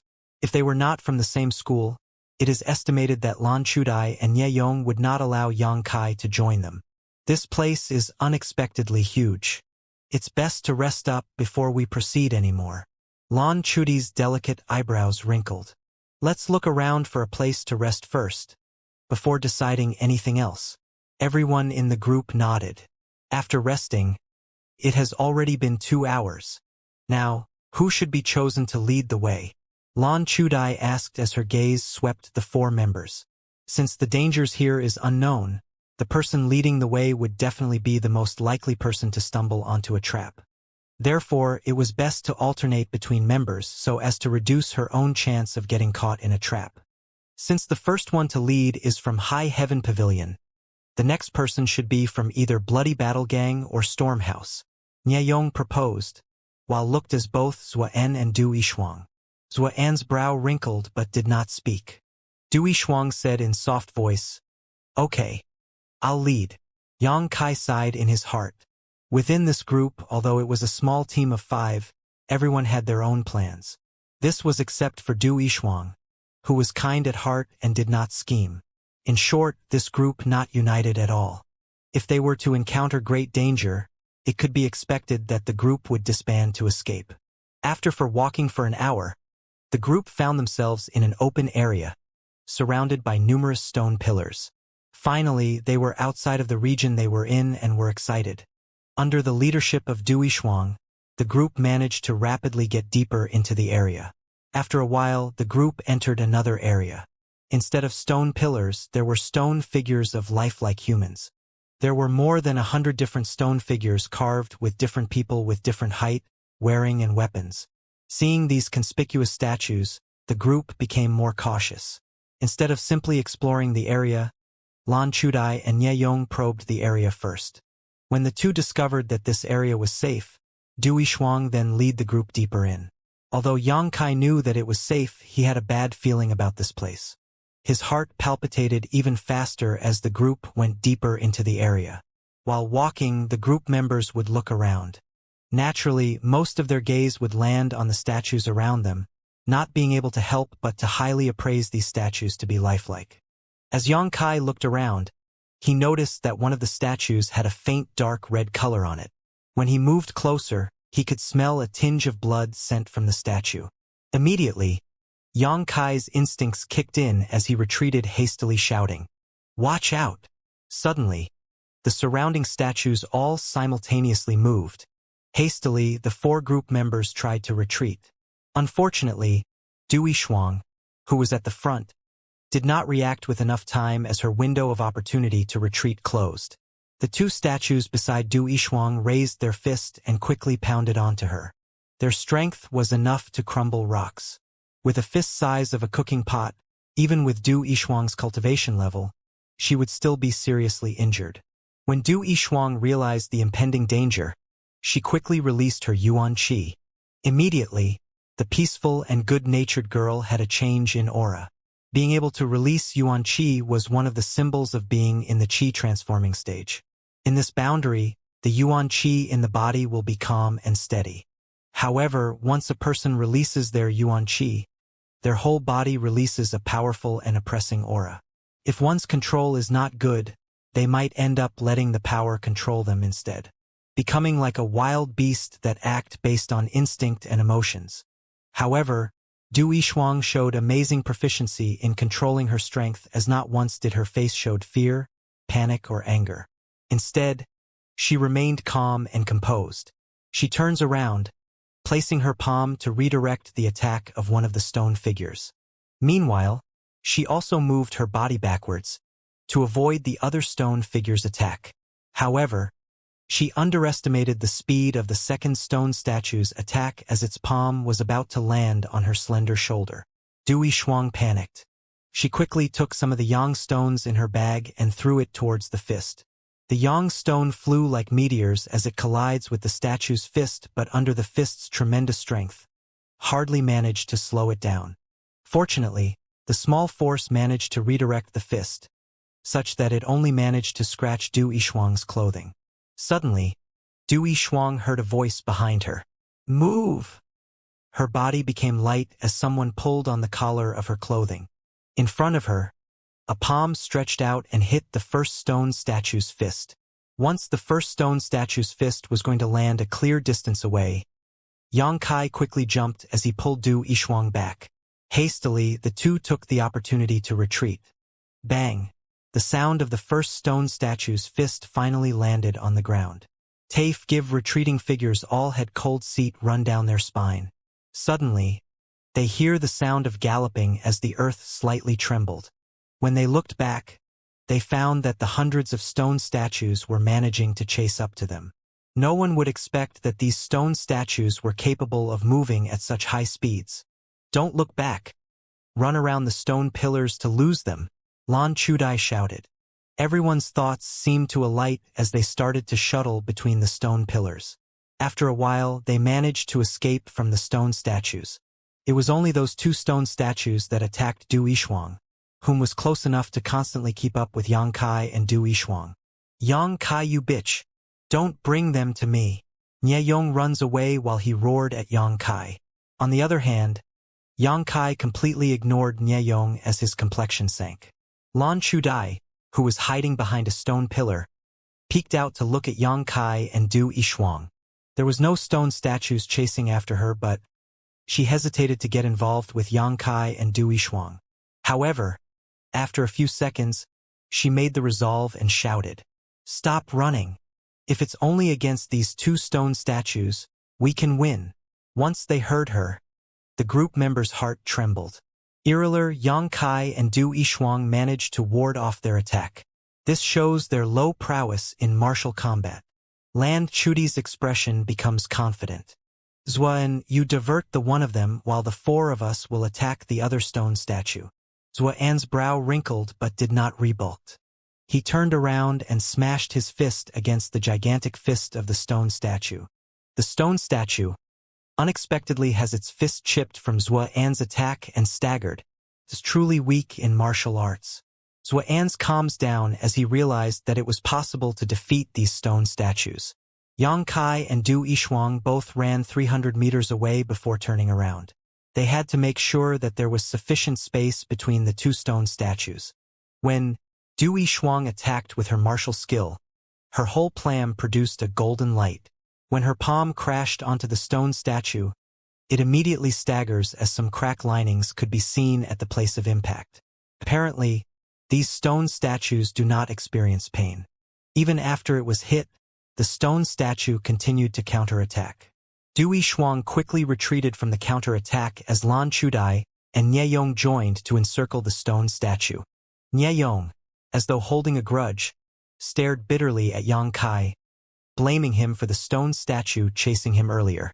It was only thanks to Lan Chudi's powerful observation skills that the group managed to uncover the stone statue's weakness. Else, Nie Yong could expect himself to be forced to run for a longer period of time. Although these stone statues' attacks are powerful, it means nothing if the hit does not land. Likewise, the stone statue's response timing is slow. Thus, it is not a treat to anyone proficient in battle, as they can easily avoid the stone statue's attack. Over time, the stone statue that is besieged by the four showed obvious signs of falling apart as the cracks on its body becomes more pronounced after each strike. With victory in sight, the four's attack becomes more ferocious. In the end, the stone statue was completely turned to rubble. Although the four managed to beat the thing uninjured, they exhaust a lot of their yuan qi. Lan Chudai went closer to the rubble. Her eyebrows wrinkled as she muttered, "Strange. By logic, these stone statues should be moving based on a kind of power source." However, upon closer inspections, she did not manage to find anything of that sort. Without any more delay, Lan Chudai shouted, "Let's go and help Xuan," before walking off. With much haste, the group once again circled the other stone statue. The group maintained silence as everyone all concentrated on dodging and attacking the stone statue. After 10 minutes, they managed to turn the second statue to rubble. After the battle, all five were breathing heavily. Although this fight was not extremely dangerous, it consumes way too much yuan qi. With time to breath, Nie Yong turned to Yen Kai and shouted, "Yang Kai, you bastard! Do not think that I will not harm you because we are from the same school." Yang Kai rolled his eyes. "What? Why did you lead those two stone statues to me earlier on?" "Did I?" Yang Kai's eyes looked somewhere else while maintaining his calm composure. He only cared about running away just now. Why would he care about others? Lan Chudai puffed out her gigantic chest and shouted, "Stop quarreling," as she searched the rubble. Nie Yong coldly looked at Yang Kai and said, "If this happens again, do not blame me for being impolite." "Oh!" Lan Chudai exclaimed after she found something from the rubble. There was a fist-sized, small stone baby hidden within the rubble. Her surprise brought the attention of the other group members as they gathered to take a look at the small stone baby in her hands. The small stone baby seemed to be made out of jade while cleanly curved out, translucent and glittering. Amazingly beautiful. Inside of the stone baby were red veins linings. If one were to count the veins, there would be 30 strands of veins. "This is?" Xuan stared with a curious expression. Meanwhile, Du Yishuang and Yang Kai were walking to Lan Chudai to see what was going on. "What is this stone baby made out of?" Nie Yong asked, as though there were mineral experts around him. "I'm not sure." Lan Chudai shook her head. She was unable to tell what this stone baby was made up of while not being able to feel any energies from the stone baby. However, those veins within the baby were extremely peculiar. "What do you think?" Lan Chudai looked up as she asked the others. "Is it possible what we are able to control those statues if we can control this baby?" Xuan thought of the possibility. Lan Chudai shook her head. "That's very unlikely. Not every one of these stone statues contained this stone baby. Also, how would we be able to control these stone babies?" Yang Kai suddenly opened his mouth. Do these red lining reminded you of anything? Like what? Do not interrupt unnecessarily when you're only at trivial initial element stage. Nieyong refuted as he stared at Yang Kai with despicable eyes. Yang Kai no longer spoke as the corners of his mouth turned into a sneer. Although he has a good temper, it is not a great idea to continuously provoke him. Lan Chudai realized Yang Kai's implied words and hastily asked, "We are both from the same school. Can we not quarrel?" "Yang Kai, what do you think this looks like?" Yang Kai's eyes glimmered as he spoke. "Don't you think these red lines look a lot like the meridians in our bodies?" Nieyong taunted. "Like we don't know that." Lan Chudai ignored Nieyong and asked, "What do you mean?" Yang Kai confidently replied, "These red linings should teach us some kind of martial skill cultivation technique." "What a joke!" Nieyong snorted. Du Yishuang went beside the body and screamed at him with a cold and gloomy voice. "Shut up!" Nieyong immediately looked at Du Yishuang, startled as he no longer dared to speak. Although he did not fear Yang Kai, Du Yishuang was 2 small layers above him. If they were to fight, it would most likely end with his defeat. Zuan also looked at Nieyong with a despising glare. "You're bothersome." This was his own opinion and not because he supported Yang Kai. Nieyong's complexion becomes red as he was unexpectedly humiliated by these 2 people. Due to his weak strength, he dares not rebuke. Instead, the sulkily stared at Yang Kai with even more hatred. Lan Chudai seemed inspired as she spoke. "Let's test if Yang Kai's theory is true." Immediately, the group member understood what she meant and nodded. Lan Chudai smiled. "Then, please, protect me while I test this out." She closes her eyes and revolved the Yuan Qi within her body, such that it mimics the one in the stone baby. A while later, Lan Chudai opened her eyes with a surprised look as it quickly turned to Yang Kai. "It is as you said. These stone babies are actually containers of a martial skill." The others immediately had a change in expression. "Although I did not fully study its contents, I know that is it at least a Earth middle-grade martial skill. However, I don't know what type of martial skill it is. Since the stone baby had 30 lines veins, it means that the cultivator must make use of all 30 veins of meridians within their bodies in order to activate it."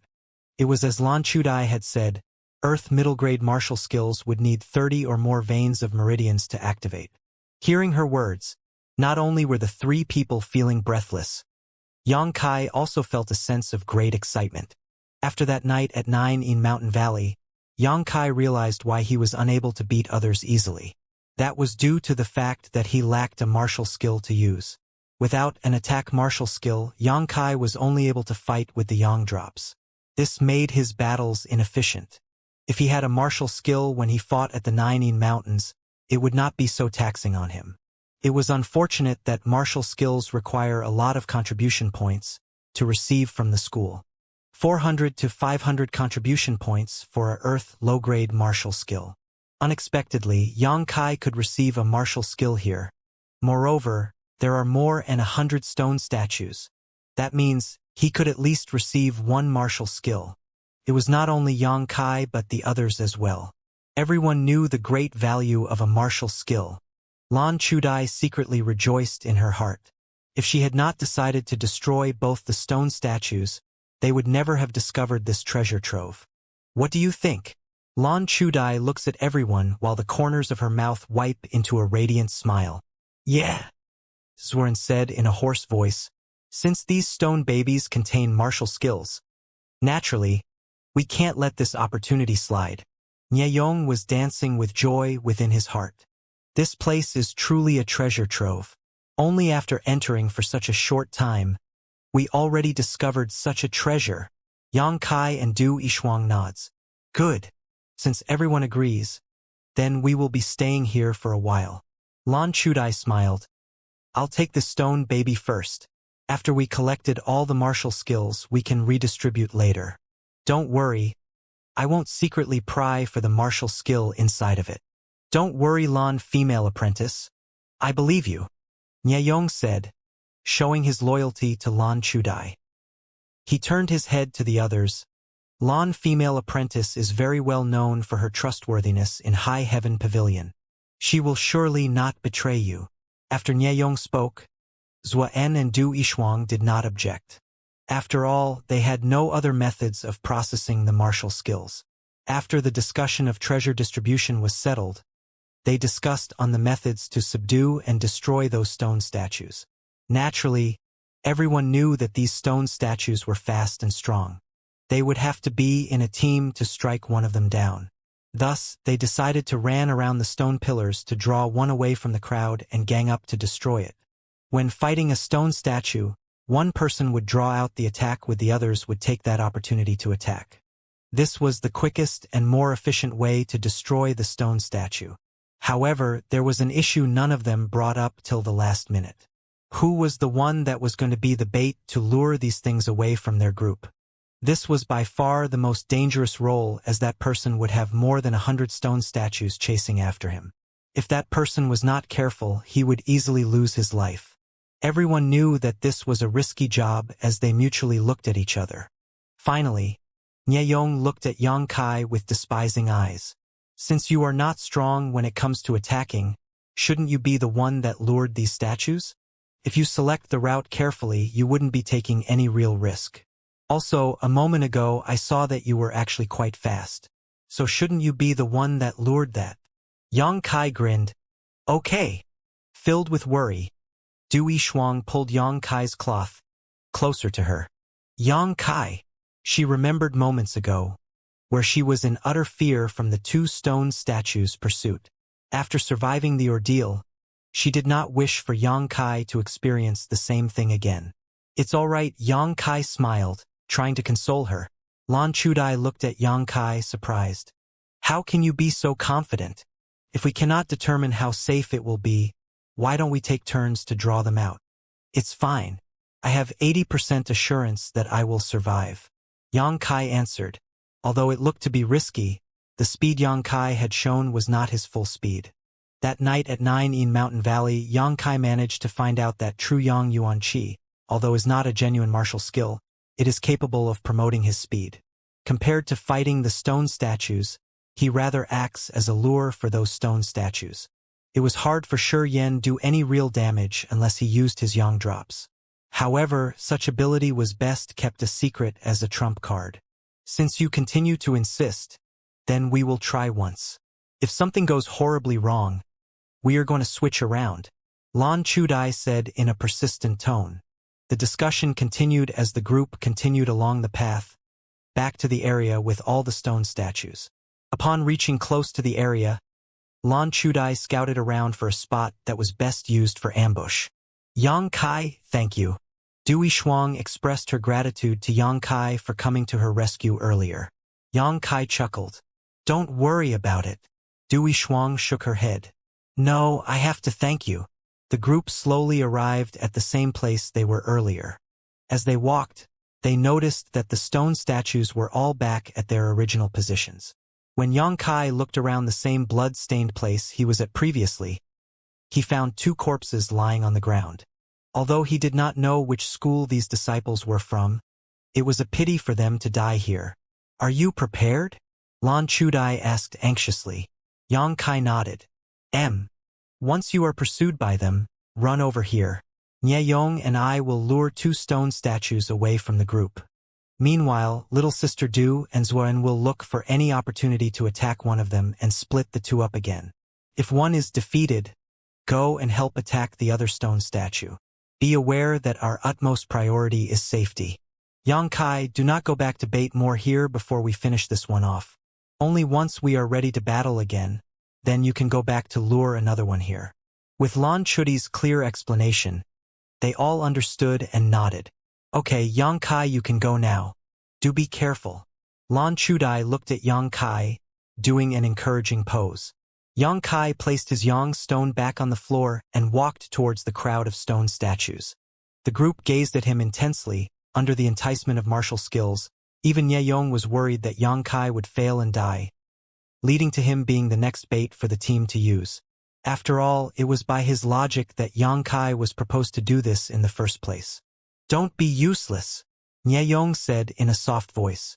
Yang Kai walked close to the stone statues but maintained a safe distance from them. He would avoid their attack range if possible so as to make sure that he would not get hit by a surprise attack. He proceeds cautiously towards the stone statue, placing his hand out, trying to trigger them. However, Yang Kai soon discovered that once he stepped foot in a close enough distance, these stone statues would begin moving. The initial movements were slow but quickly accelerated. Without wasting another second, Yang Kai turned around and ran back to the position that the group agreed upon. Pursuing behind Yang Kai was more than 100 stone statues. When the stone statues dashed close to the spot, the 4 people that lie in ambush quickly lured 2 stone statues out of the crowd. Lan Chudai and Nye Yong in one group, while Zuan and Du Yishuang in another. They moved the 2 stone statues away from each other and began attacking. So far so good. With 2 people in one group, they will be able to sooner or later defeat the stone statue. Meanwhile, Yang Kai had the most relaxed role. He only needed to run and hide around the stone pillars and very easily make the stone statues lose sight of him. Although there were many stone statues initially, after a few times of repeating this strategy, the group chasing him got smaller and smaller. After 15 minutes, there were only 3 stone statues chasing after him.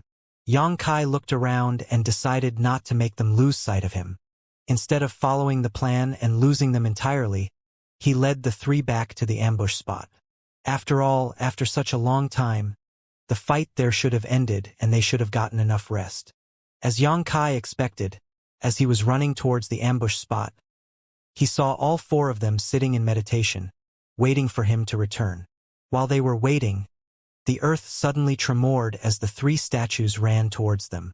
The 4 people quickly opened their eyes and Nye Yong shouted in rage. That useless waste! To think he would direct the stone statues here. Should we retreat first? To him, he thought that Yang Kai did not manage to shake off these stone statues. Thus, without any other option, he directed them back here. Lan Chudai hesitated for a moment but shook her head. Yang Kai should not be such a person. What's more, if you listen carefully, you can tell that there are at most 2 or 3 stone statues chasing after him. There are 3, Zuan explained. My hearing is better than the average person. He did this intentionally. Lan Chudai smiled. Everyone, prepare to attack. During their little chat, Yang Kai's figure could. From a distance, he made certain hand signs directing towards them. Finally, the form of the 3 stone statues showed itself. He directed them to follow the plan as before. However, this time, Yang Kai would divert one away while they focused on the other 2. When the fight ends, Yang Kai would return with the remaining one for them to destroy. I see. That's a good plan. Lan Chudai smiled to Yang Kai. In her plan, they were to be in groups of 2s when confronting the stone statues. Since there were 3, she had initially thought Yang Kai wanted them to fight all of the stone statues at the same time. After the battle, Yang Kai excitedly thought of how he would have a look at the spoils of the battle earlier. Unfortunately, the battle ended up with no treasures as the other 4 looked around but found nothing. However, this time they were lucky. Out of the 3 stone statues Yang Kai lured in, one of them contained a stone baby. This stone baby had the same number of red veins inside as the previous one, but they were all in different locations. This was a different type of martial skill. Du Yishuang passed the stone baby to Lan Chudai. Lan Chudai accepted it with a bow. The first time we got 1 out of 2 stone statues. Now we got 1 out of 5 stone statues. It seems that it is entire up to luck that we will be able to receive this. Nye Yong grinned. If there are about 100 stone statues, if we manage to destroy all of them, that would mean that we can at least obtain 20 stone babies. If one were to split 20 stone babies in a group of 5, that would mean that each person would obtain 4 martial skill each. The vision of everyone burnt with greed. However, Lan Chudai controlled herself, as her composure still retained some semblance of elegance. Let us restore first. When we are well rested, we can do this again. Everyone nodded as each member took out a medicine pill from their bags and sit in meditation. That is all except for Yang Kai, since he cannot afford a medicine pill. However, he does not need one since he had only been running around. Nieyong wanted to flirt with Lan Chudai. When they were about to sit in meditation, he also wished to sit next to Lan Chudai. However, this time, Lan Chudai had a cold expression on her face as she casted the boy away. Yang Kai sneered secretly. Lan Chudai was a female with ambition. For such a woman, who has self-confidence, and a man like Nieyong would never be able to tame her. At most, he would just serve as her pawn. To obtain Lan Chudai's heart, one must surpass her in strength, confidence, and influence. Only when she adores you, then you would be able to win her heart. Although it is unpleasing to hear, Lan Chudai is a realist. Although she seems to be quite elegant and gentle, Yang Kai knows that this is just a front. She is arrogant and narcissistic. Knowing her own beauty, she will only bring herself close to men who have potential or strength. In other words, Nieyong is nothing to her. While the four were meditating, Yang Kai moved to the area where he had discarded the yang stones. Due to the thing only adding to his weight being a burden, he had no choice to leave it on the ground. However, right now, since the group were all resting, Yang Kai could take this opportunity to absorb more yang energy into his dantian. He carried the bag of yang stones to a secluded location and began absorbing. He needed to make sure that no one was aware of his abilities. After half a day, everyone was fully rested and ready to go. Meanwhile, Yang Kai had managed to absorb half of the yang stones that he had carried with him. The boy walked back to the group prepared for their second assault. The four people was done resting for a while now. They were all waiting for Yang Kai to get back. Meanwhile, Nieyong was whispering to himself, cursing Yang Kai. After Yang Kai arrived, Lan Chudai took a deep breath. Her gigantic chest expanded, till the clothes around them stretched to its extreme limits. She looked at all the members and asked, "Is everyone done?" "Yeah," Nieyong said excitedly. "Then we will do it again." Lan Chudai turned her vision to Yang Kai. "Do you want to change roles?" Yang Kai shook his head. "There's no need. After the first attempt, I already experienced the dangers and I'm confident in surviving now." He was not willing to battle with those stone statues. After all, hitting them with his fist would also injure him. "All right then. Looks like we will be depending on you again." Lan Chudai smiled while she schemes. Whenever she smiled, Yang Kai had a vague feeling that it was a gift for someone venturing into danger. If she was smiling to Nieyong, it was for encouragement. However, this was not the case for Yang Kai. Without delving too much into it, Yang Kai ran back to the area to lure the stone statues. This time, although Yang Kai did his task perfectly, the group messed up. When it was time to lure two away, they were blocked by another stone statue. Dealing with 3 stone statues confused their positions and nearly caused some casualties. After those 3 were dealt with, Yang Kai came back with 2 more and they were also quickly destroyed. Even after the incident, the group's morale was high. They had managed to receive 2 stone babies. Now, the group has managed to collect 4 stone babies. With just 1 more, the group can finally distribute amongst themselves.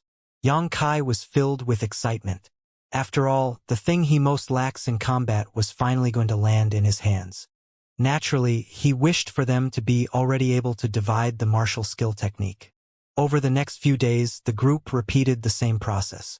They would lure, then battle, and then rest for half a day before starting again.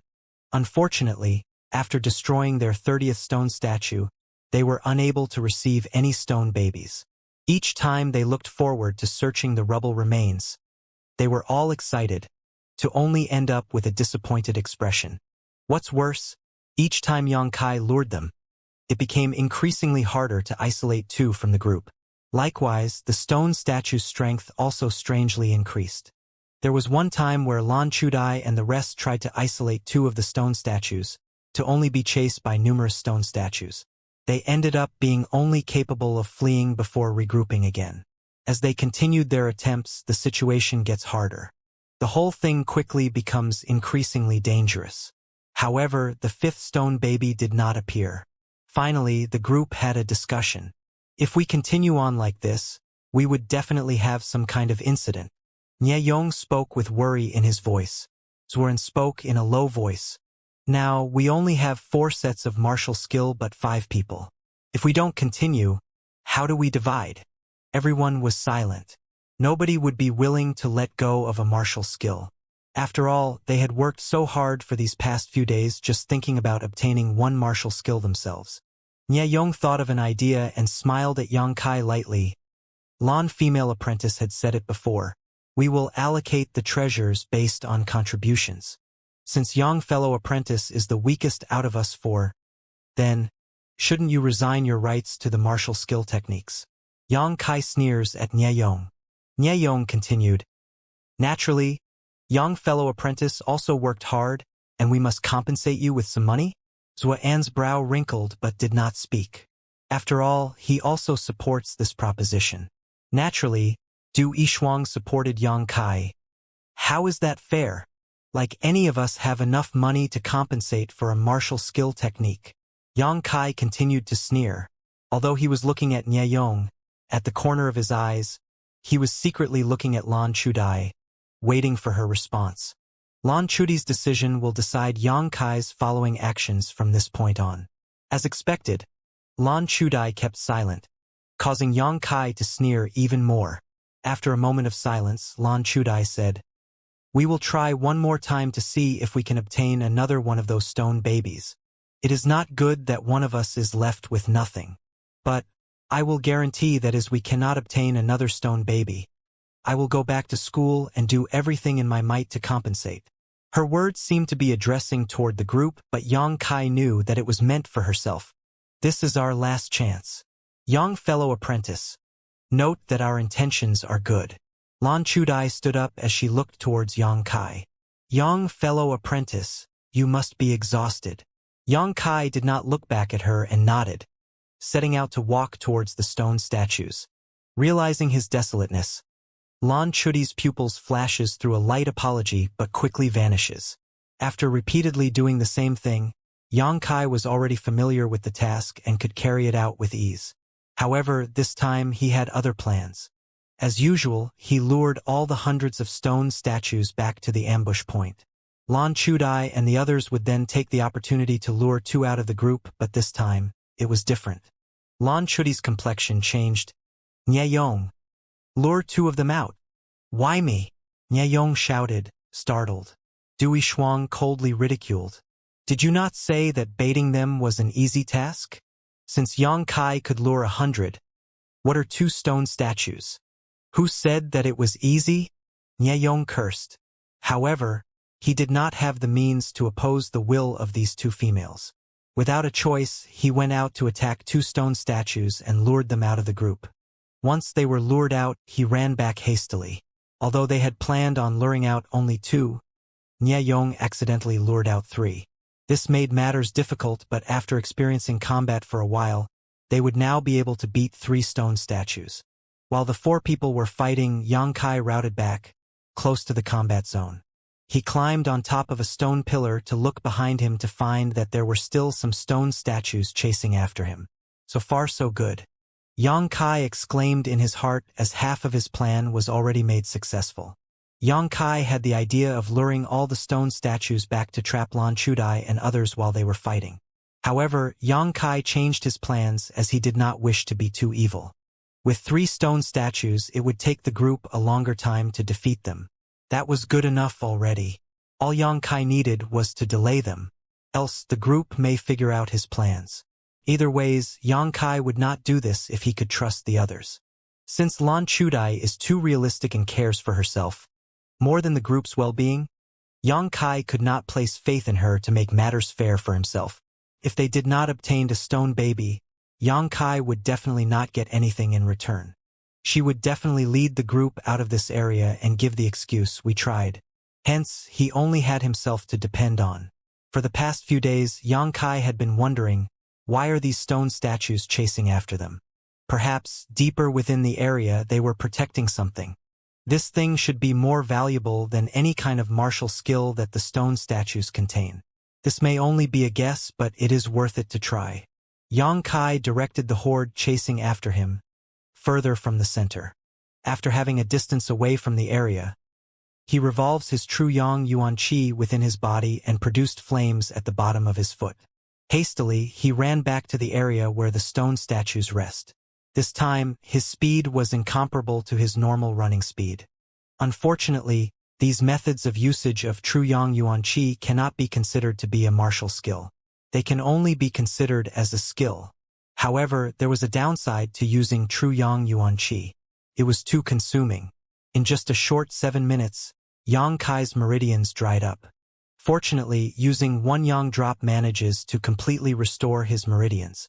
After consuming 4 Yang drops, Yang Kai finally returned to the stone statue's area. When he went deeper, the flat grassy floor turned into concrete. Without much time till the stone statues all return, Yang Kai did not take much time to check every area for safety. Hastily, he ran deeper to check if his theory was right. Finally, he saw it. At the center of the area there was a gigantic pit. Around this pit and inside were guarded by stone statues that seemed to be more aggressive than the ones he normally bait around. That's it. Yang Kai knew that this place was extremely dangerous and became more cautious. He quietly and slowly walked closer to the pit. In his experience, once he approaches too close to these stone statues, they would start moving. However, he could not fight them right now. The group of weaker-looking stone statues could come back and surround him while he fought. As Yang Kai slowly walked closer to one of the stone statues as he moved towards the pit. However, he was shocked to find that they were not moving. Yang Kai continued to probe the stone statue to make sure it was safe. However, no matter how close he got to it, the thing did not respond. Thus, Yang Kai grew more courageous and tried to weed out trouble. Without allowing these things to start moving, Yang Kai revolved his true Yang Yuan Qi and fiercely pounds onto the stone carvings, aiming to destroy it in the shortest span of time. Yang Kai punched landed, causing some stone chip to fly from Uberstone statue. However, there was no response from the Uberstone statue. Yang Kai tried again and noticed that his true Yang Yuan Qi that he used to punch the Uberstone statue was absorbed. After a few more punches, Yang Kai could see a hint of red light coming out from the Uberstone statue, as some of his stolen Yang Yuan Qi fluctuates inside it. Suddenly, the Uberstone statue's hand started to slowly move, causing Yang Kai to be startled. It was absorbing his Yang Yuan Qi as a power source. Thankfully, it only had a little bit of Yuan Qi from Yang Kai, otherwise Yang Kai expected it to be moving as quick or even quicker than the normal stone statues. When Yang Kai finally uncovered this fact, instead of stopping his attacks became more ferocious.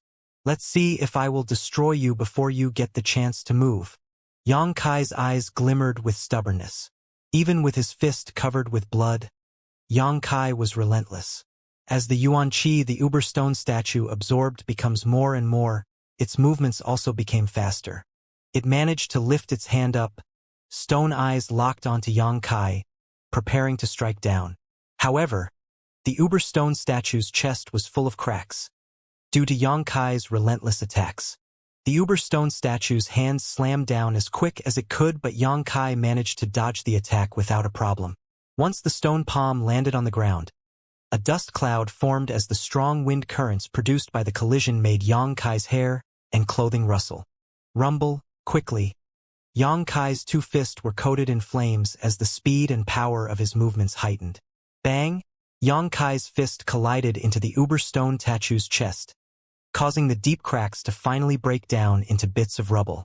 The Uberstone statue took a fatal strike as its body quickly developed cracks all over, turning rubble. Inside the rubble, Yang Kai managed to find a stone baby. He had wasted enough time here. Yang Kai could hear the stone statues that he lured away were about to come back. Yang Kai complexion sank as he quickly placed the stone baby into his clothing, in the chest area, and ran away. Yang Kai took a circled route to avoid all the stone statues and returned back to the group. When he arrived, Du Yishuang was extremely happy to see Yang Kai. Yang Kai, we managed to find one stone baby. Hee. It seems that my luck is quite good. Yang Kai chuckled as he avoided looking at Lan Chudai. However, when the girl saw Yang Kai's fist full of blood, she quickly grabbed his hands and asked with knitted brows, "How did you get this injury?" Her appearance looked kind and gentle, as though she truly cared for the well-being of her fellow apprentice. Yang Kai quickly withdrew his hands. There were several stone statues that managed to catch up to me. In the end, I had to fend them off to escape. Lan Chudai was stunned for a moment, but her composure quickly changed as she smiled. As long as you're safe, it's all right. Let's not waste any more time. Let's first distribute the stone babies and strengthen ourselves before doing anything. Zuoren proposed. Lan Chudai nods. Yeah. As she took out all 5 stone statues and placed them in front of the group. The numbers of red veins within these 5 stone babies were the same. Thus, all of them were of the same grade of martial skill. Without obtaining the martial skills themselves, all group members would not know that type of martial skill the stone baby contained. Thus, their decision was entirely based up to luck. After these few days of hard work, everyone's eyes were glued onto the 5 stone babies. Their benefits in the end were based on luck. Nonetheless, even if they were to obtain something lesser than the others, they still obtained a Earth-grade martial skill. So, who should select first? Nye Yong eagerly asked. Although he wants to be the first to choose, it was not good to self-proclaim it out loud. I think young fellow apprentice should get to choose first. After all, he was the one that took the most risk and also received some injuries. To be fair, he should be the first one to choose. Lan Chudai smiled towards Yang Kai. The priority to select was actually of unimportance. After all, the first one to select would not necessarily mean that the person would receive the best martial skill. This was the same for the last person to select. Hence, it did not matter who selected first. However, Lan Chudai proposed this just to seem as though she was fair and just planning for others to have a good impression of her. How would Yang Kai not know her own thoughts? The boy impolitely nodded and said, "Since female apprentice had said so, then I still be the first to choose." The boy conveniently took up 1 stone baby and retreated back. Lan Chudai and the others also went up and chose based on their individual strength.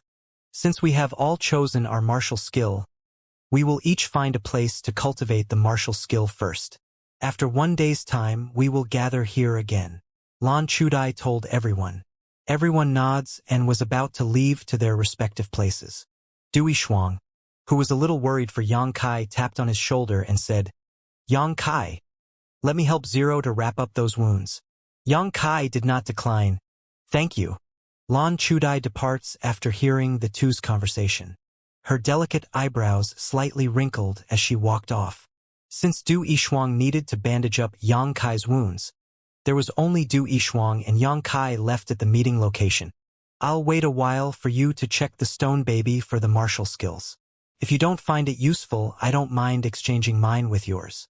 I don't really need an Earth-grade martial skill." Yang Kai smiled. "There's no need. Since this is an Earth-grade martial skill, anything that came out will definitely be good." "Well, aren't you aloof?" Dui Shuang no longer pressed the issue. Once she bandaged up Yang Kai's hands, she stood up. "I will go and cultivate my martial skills then. We will meet again tomorrow." Looking at her back, Yang Kai spoke. "If there are any problems that occur in the future, you know that I will probably leave the group." Dui Shuang did not reply, but secretly in her heart, she said, "I know. This group was not united. The all members only participated in this group due to the unknown dangers inside a Heaven Cave inheritance. What's more, Lan Chudai is not a great leader. She is able to maintain the group in face value, but for someone who only considers success and failure, the welfare of the group would not really matter to her. Hence, more than a group, we are mere tools for her to use. Even if this group were to continue, once they were to face a great danger, Yang Kai expects Lan Chudai and most of the rest to abandon him." After everyone left, Yang Kai moved to a secluded location and took out the 2 stone babies from his cloth. Yang Kai looked at both stone babies in his hands and smiled. The stone baby he found was extremely different from the one he chose from the group. The veins in the special stone baby was not only a lot more than the one he received from the group, it was also golden in color. What martial skill rank is this? Yang Kai wondered. According to Lan Chudai, 30 veins would mean that the martial skill was at least an Earth middle-grade martial skill. Thus, the martial skill within this special stone baby could be either an Earth high-grade martial skill or a much higher grade. A higher grade would mean a Heaven-grade martial skill, When Yang Kai had thought of the possibility, his breathing became heavy and ragged. He was right to take that risk early on. The risk was truly worth its rewards. However, which one to cultivate first? Yang Kai wondered. The higher grade martial skill that he got with him will require more time than the other martial skill. That would also mean that it would take more time for Yang Kai to cultivate, learn and practice the higher grade martial skill. With the time limit of 1 day, he may not have enough time. Yang Kai's vision turned to the lower grade martial skill. Currently, the most important thing is to increase one's strength in the shortest time possible to increase a person's survival chances while having more opportunities to find more treasures. Yang Kai started to concentrate on the lower grade martial skill. He poured his Yuan Qi into the stone baby as he memorized the flow of the Yuan Qi of the martial skill. After 2 hours, Yang Kai completely memorized the flow of Yuan Qi to activate the martial skill, but when he opened his eyes, he saw that the stone baby had completely turned to dust. Yang Kai was not too bothered about the destruction of the stone baby. He had already gotten what he wanted. However, now he knew that the stone babies will only allow one person to learn its martial skill before turning to dust. Yang Kai stood up and revolved his qi around his body, similar to what he learnt from the stone baby. As expected, since this was only the first time practicing a martial skill, he was unable to utilize the martial skill that he had learnt. However, the boy was not discouraged as he immediately tried again after his first failed attempt. After a few more tries, Yang Kai gradually got used to the flow of his Yuan Qi within his 30 meridians.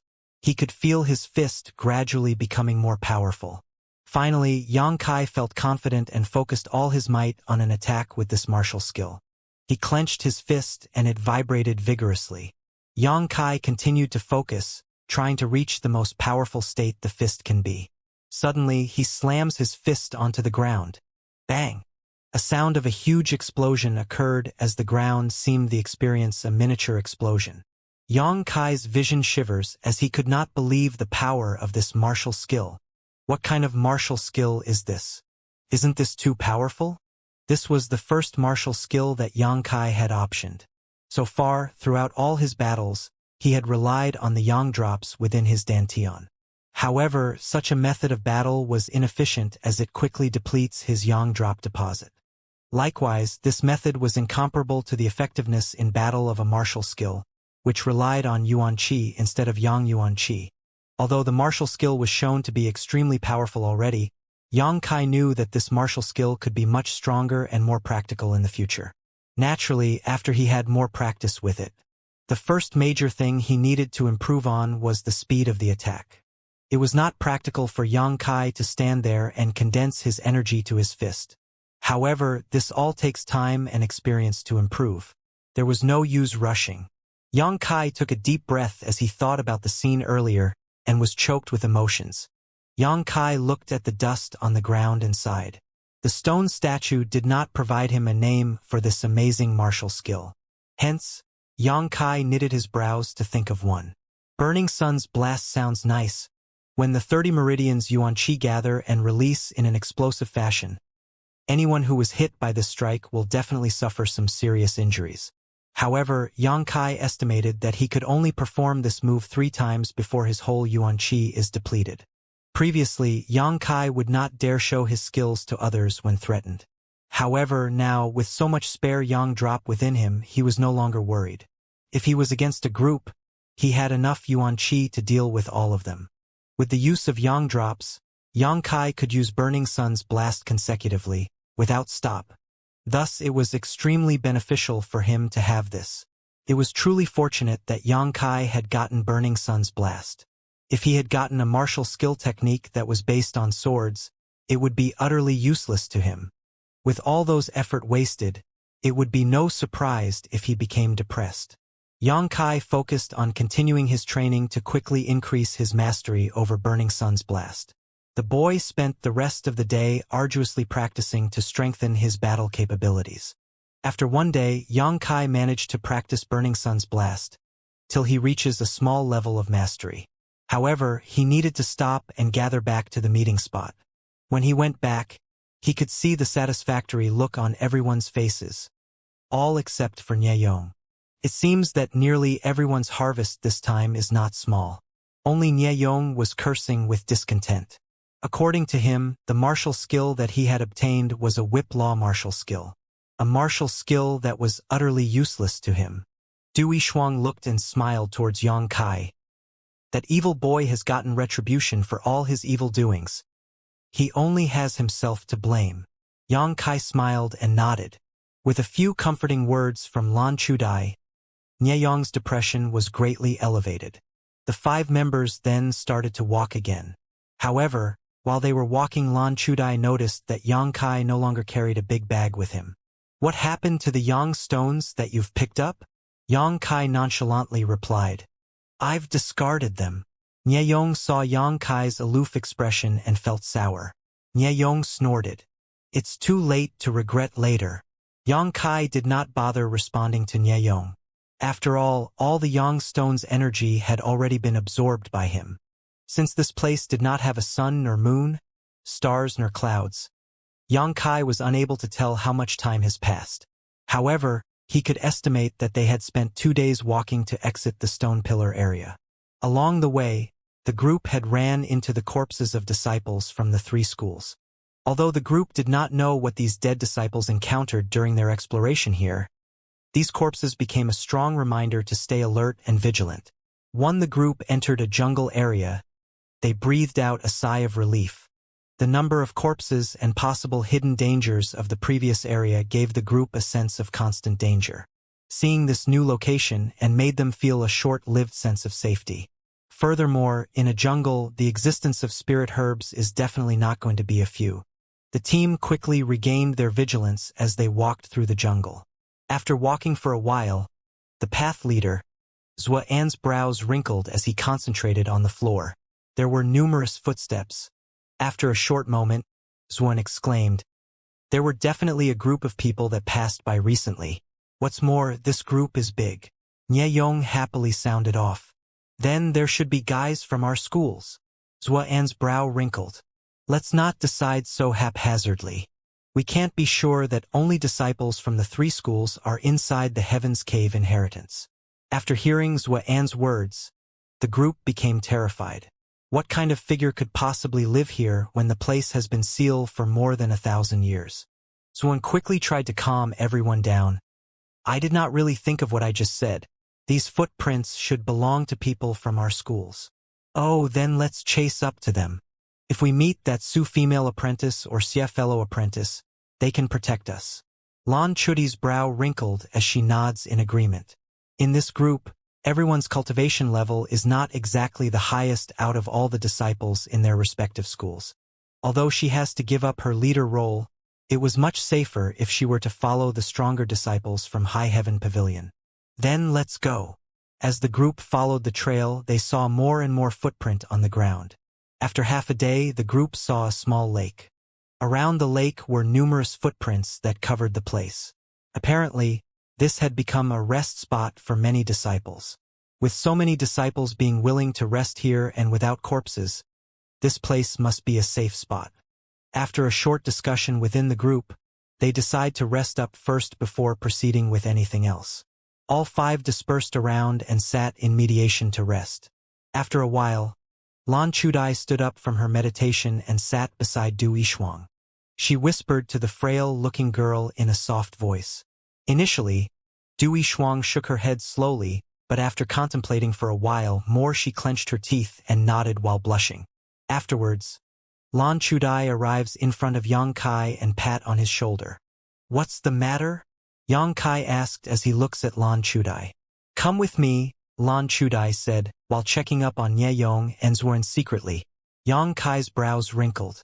Although he did not know what she was about to request, he followed her.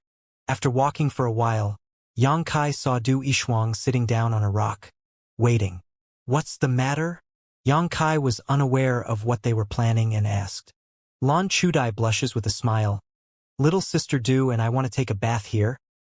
Yang Kai's face immediately becomes strange and he sizes up both girls. Du Yishuang blushing became even heavier, but Lan Chudai charmingly stomp her feet. What are you thinking? We only want you to protect us and not let anyone close. Yang Kai cannot help but chuckle. Lan female apprentice, why do you ask me of all people? For this matter you should have asked Nye Yong. That boy will certainly agree to your request. Lan Chudai knew that Yang Kai was discontent with her due to the decisions she made over the past few days.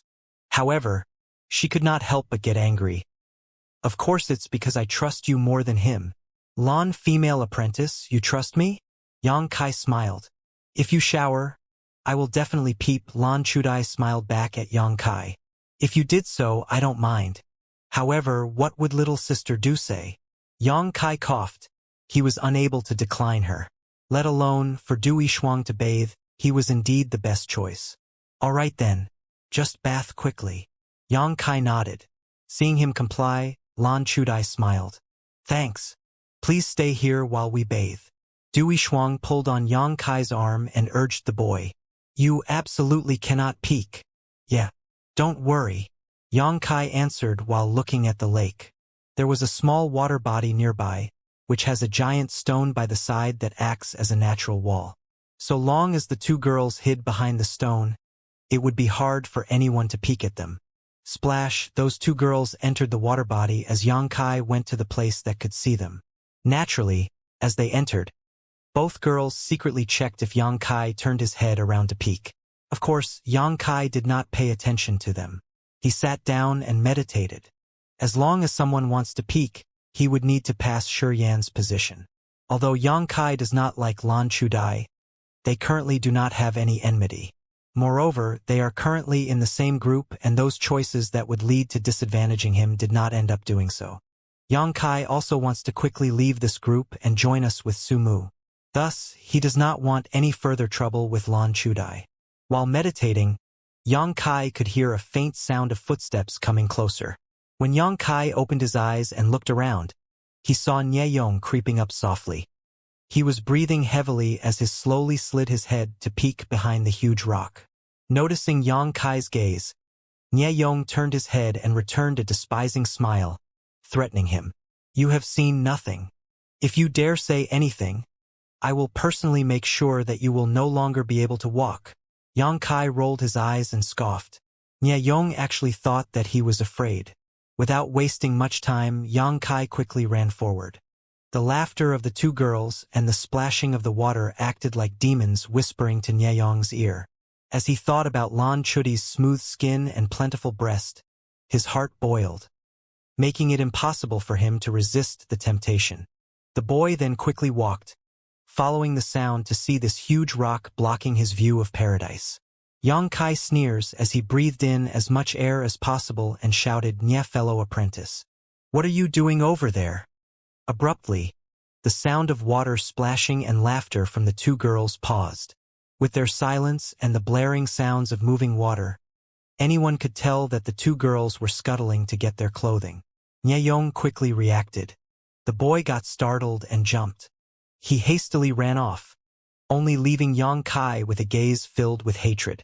Never would he have imagined that Yang Kai would dare to offend him. Yang Kai smiled and shouted out, Coward! Soon after, Lan Chudai and Du Yishuang appeared from behind the rock. They were drenched but clothed.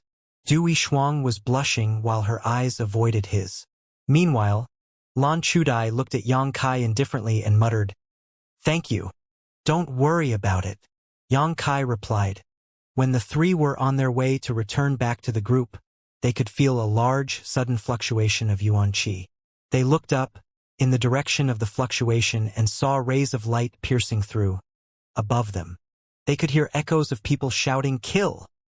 Alongside an enraged roar emerging from a powerful and furious beast.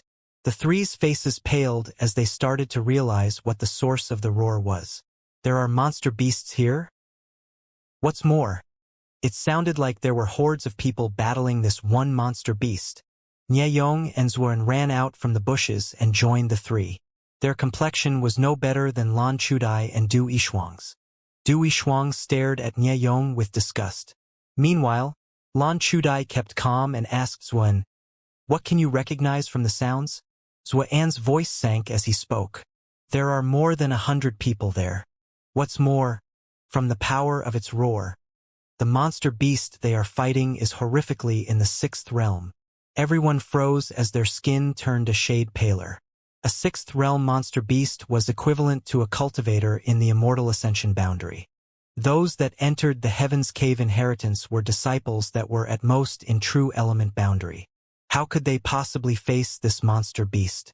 Even with 100 people, this battle is nothing more than suicide for all of them. This monster's roar seems weaker than a usual 6th realm monster beast. Xuan's brows furrowed. It is likely that it was sealed previously and had just regained consciousness. The seal of the Heaven's Cave inheritance broke a few days ago. Although they do not know what the monster beast was doing here, it was definitely sealed for a very long time. Hence, it went into dormancy, waiting for a chance for someone to break the seal.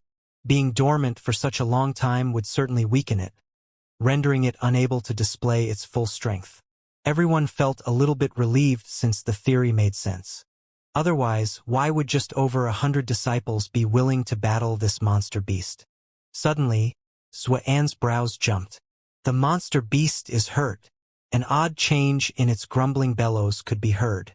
The monster beast gave another angry and unwilling roar and the people became silent. What happened? Lan Chudai asked anxiously. I don't know, Xuan said while he shook his head. Should we go and have a look? Lan Chudai's eyebrows wrinkled as she contemplated for a long time before looking back at all 4 members. Let's go and have a look. There are bound to be disciples there who are in true element boundary, as well as separation and reunion boundary. Since we are all from the same school, we are obliged to help. However, this is highly dangerous, so it is up to you to decide. Naturally, we must go. Nye Yong nodded. After the awkward moment, he wanted to quickly leave the group and join up with his other fellow brothers. I will go as well, Xuan added. Lan Chudai peered over at both Du Yishuang and Yang Kai as they both nodded. Then we go. The 5 quickly sped through the jungle as they headed for the battle zone. After a long time, they came across a large group of disciples gathered together. The large group was split into 2 as a line separated them. Each side had equal numbers, but Yang Kai and the group could not identify anyone in the darkness. Then, a familiar voice vocalized, Fang Ziji, do you and your storm house believe that we are so weak to be taken advantage by you? Do you believe that you have the skills to force us to do as you please? Xia fellow apprentice, Nye Yong called out in delight. Lan Chudai smiled while Yang Kai's complexion darkened. To think that of all people, Yang Kai had to encounter Xianxia. Du Yishuang expressed a similar countenance like Yang Kai. The group of 5 quickly split up as rejoined their respective schools. Although Du Yishuang had spent but a few days with Yang Kai, they developed a close relationship. Unfortunately, if the schools were to clash, she would have no choice but to side with her own school and reluctantly battle Yang Kai. Facing Xianxia's taunt, Fang Ziji scoffs, Xianxia, I do not wish to fight a fight that already has a clear winner. You were only just promoted to true element boundary and are not my match. Do not humiliate yourself. What did you say? Xianxia said coldly. Meanwhile, many of the High Heaven Pavilion disciples were clamoring and shouting, telling Xianxia to teach Fang Ziji a lesson. Fang Ziji snorted. Only Su Yan from High Heaven Pavilion can be considered my match. He chuckled. Then how about you try me out? If you persist, I do not mind. However, I do not wish for someone like you to be humiliated in front of all your fellow apprentices. Although Xianxia knew that he was currently not a match to Fang Ziji, with the disciples watching him, he could not back down. Just when Xianxia was about to attack, Nye Yong ran out from the jungle bushes and shouted, Xia fellow apprentice. When Xianxia heard his familiar voice, he immediately turned his head, frown transitioning into a smile. Nye fellow apprentice. We finally meet again. Nye Yong quickly rushed to join the group of High Heaven Pavilion disciples. The other 4 took their time to follow. Since Du Yishuang and Xuan were not High Heaven Pavilion disciples, it will be hard to join them. As for Yang Kai, he had some grudges with Xianxia and could not easily join the High Heavens Pavilion group. Knowing Yang Kai and Xianxia's relationship, Lan Chudai looked at Yang Kai with a weary smile and left the boy. Dui Shuang whispered to Yang Kai. I thank you for your kindness and support for these past few days. It's regrettable that we must part. Yang Kai smiles and nods. It's all right, I understand. Go. Dui Shuang turned her head to Zuan and asked. So, Zuan, do you want to join me or Sister Lan's group? Since Zuan is from Bloody Battle Gang, he would be left alone. Hence, it was best for him to temporarily join one of the big groups here. Zuan quickly replied. I believe it's better to join you. Zuan knows that Dui Shuang was a kind-hearted and good-natured girl. Although he does not know the characters of the other disciples within Stormhouse, Dui Shuang would protect him since she was the one to offer him to join. Compared to Lan Chudai, Zuan trusts that Dui Shuang would take better care of him.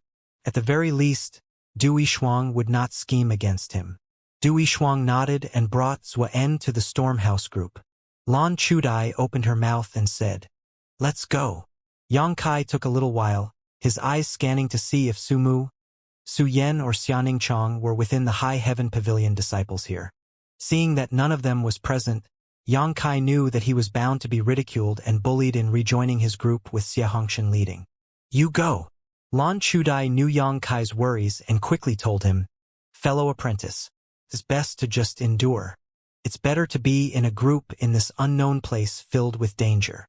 Yang Kai shook his head as he still stood resolutely. When Nye Yong joined the group, he quickly conversed with many of the disciples there. They were all happily exchanging greetings and laughing. Obviously, most of these disciples were on friendly terms with Nye Yong. After greeting them, Nye Yong quickly went to Xie Hongchen's side and began a conversation in whispers. The boy turned his head as he stared at Yang Kai with hostility. 60 meters away, Xie Hongchen looked at Yang Kai with disdain and disgust. Fang Ziji, unbeknownst of the situation, spoke out. Xie Hongchen, since you no longer wish to fight, let us both collaborate and kill that monster beast. We can split the treasure it yields amongst ourselves. Xie Hongchen turned his head, looked at Fang Ziji and smiled. This matter we will discuss later. I have some other more important matters to deal with first. Xie Hongchen smiled at Lan Chudai and greeted. Sister Lan Apprentice, it must have been very difficult for you. You have found us, so do not worry anymore. You are safe with our numbers now. Lan Chudai nodded gently and pulled at Yang Kai's clothes. However, Yang Kai refuses to move. Xie Hongchen smiled brilliantly. Young fellow apprentice, since everyone is from the same school, it is my duty to protect you. Come and join us. At that very instant, Nye Yong shouted angrily, Xie fellow apprentice, have you forgotten what he has done? He humiliated you. Why must we allow him to join us? Xie Hongchen's complexion turned cold. How could he possibly forget what had happened? While he was trying to enforce the rules within the school, Su Yen came to Yang Kai's rescue and held his hands. Thinking about it, Xie Hongchen's blood boils with rage. Xie Hongchen took a deep breath and maintained his forced smile. That time, young fellow apprentice was naive and did not know any better. I believe he most certainly has changed. Right? When he spoke, Xie Hongchen's lips twitched while he stared at Yang Kai's cold face. After hearing Xie Hongchen's words, the High Heaven Pavilion disciples all felt moved. To think that Xie Hongchen forgave Yang Kai despite the injustice. Xie Hongchen is magnanimous. Yang Kai, quickly kowtow and apologize, roared the disciples. Yang Kai, Xie fellow apprentice is kind enough to not pursue the matter any further. However, his forgiveness does not represent ours. If you don't apologize, I will consider you an enemy. One of the fellow apprentice screamed, with little concern for his own name. Yes, young fellow apprentice does not have any pride. He dares to woo Su female apprentice with one as weak as himself. He is simply a toad looking to eat goose meat. It's best he looks into a mirror and gives up. Many female disciples clamored together against Yang Kai. Similar to vixens, they nagged. Yang Kai's facial expression shows no change. He remained aloof. Lan Chudai pulled Yang Kai aside and whispered to him, Fellow apprentice, if you are a real man, you must adapt to the situation. Just throw down your pride for a moment. What's the worst that could happen? Yang Kai rolled his eyes. What? Lan Chudai questioned as a frown stretched across her cheeks. You don't have to explain to me. You don't know Xie Hongqian's true intentions. You don't know what he's done and will do to me later on. Yang Kai snorted as he looked at Lan Chudai with a hint of resentment. Lan Chudai claimed frustratedly, How would I know what he did to you? We may be fellow apprentices and, for the past few days, have been helping each other survive, but we are in no way friends. You don't have to think that you have abandoned me and feel guilty about it. My matters do not require your care. Yang Kai said coldly. Lan Chudai clenched her teeth as her face turned slightly pale. Why don't you know what's good for you? Lan Chudai stomped away. She no longer wanted to pay attention to him. Lan Chudai quickly paced to Xie Hongqian's group and turned her head. You are right. I don't owe you anything. Seeing as how you are so carefree, I'll let you deal with your own affairs. Xie Hongqian, within his group of High Heaven Pavilion disciples, was grinning slyly. He was enjoying the scene of Yang Kai suffering isolation and bullying from his very own supporters. As he smirked, he stood there pridefully and arrogantly, mocking Yang Kai. Xie Hongqian thought to himself, to join my team to survive? Fine. You little boy first have to admit your mistakes and kowtow. If you are not willing, you can wander alone around this dangerous place. Let's see if you can survive. Xie Hongqian's eyes glimmer as he awaits Yang Kai's decision. After a while, Yang Kai spoke. This big group of disciples can only group up and act mighty against me, urging me to apologize just to gain favor from those that are stronger. Why would I join you? While cutting deeper into the sea of disciples, Lan Chudai heard what Yang Kai said. Noticing how his words were also a response to her, her chest wells up with humiliation and discomfort. However, Lan Chudai's discomfort soon turned to self-convinced fury. If I do not earn the favor of the powerful, in this dangerous place, how am I going to survive? Naturally, I must earn the support of someone like Xie fellow apprentice. How could I possibly choose to side with someone who is weaker than me? You still dare to complain about me after taking care of you for these past few days. If you were stronger, people, including me, would naturally want to be your ally. I have already urged you, but you paid little to no heed to my words. This is the path you have chosen, and yet you blame me? Thinking about this, Lan Chudai no longer felt remorse for leaving Yang Kai. After speaking, Yang Kai wasted not a second longer and strode back into the bushes and away from these two groups. Seeing how Yang Kai was walking away safely, Nie Yong wanted to quickly stir up more trouble. Yang Kai is simply too much. He dares to speak like that to our fellow apprentices, and we're letting him walk away. From the darkness, a ball of flame were quickly conjured and launched towards Yang Kai's direction. Yang Kai remained solemn and calmly dodged the attack. The boy pays no heed to the direction it came from and proudly vocalized, Xie Hongqian, what is the meaning of this? I will make sure Su female apprentice hears about this and see to it that you will receive retribution for all that you have done. Xie Hongqian's complexion sank. He knew that Yang Kai was referring to Long Hui's matter. He had thought that Long Hui would be able to kill Yang Kai with absolute certainty. Unexpectedly, Yang Kai managed to survive and learned of his implications in the matter. A few days ago, after Yang Kai's return to the High Heaven Pavilion, Xie Hongqian slept on pins and needles.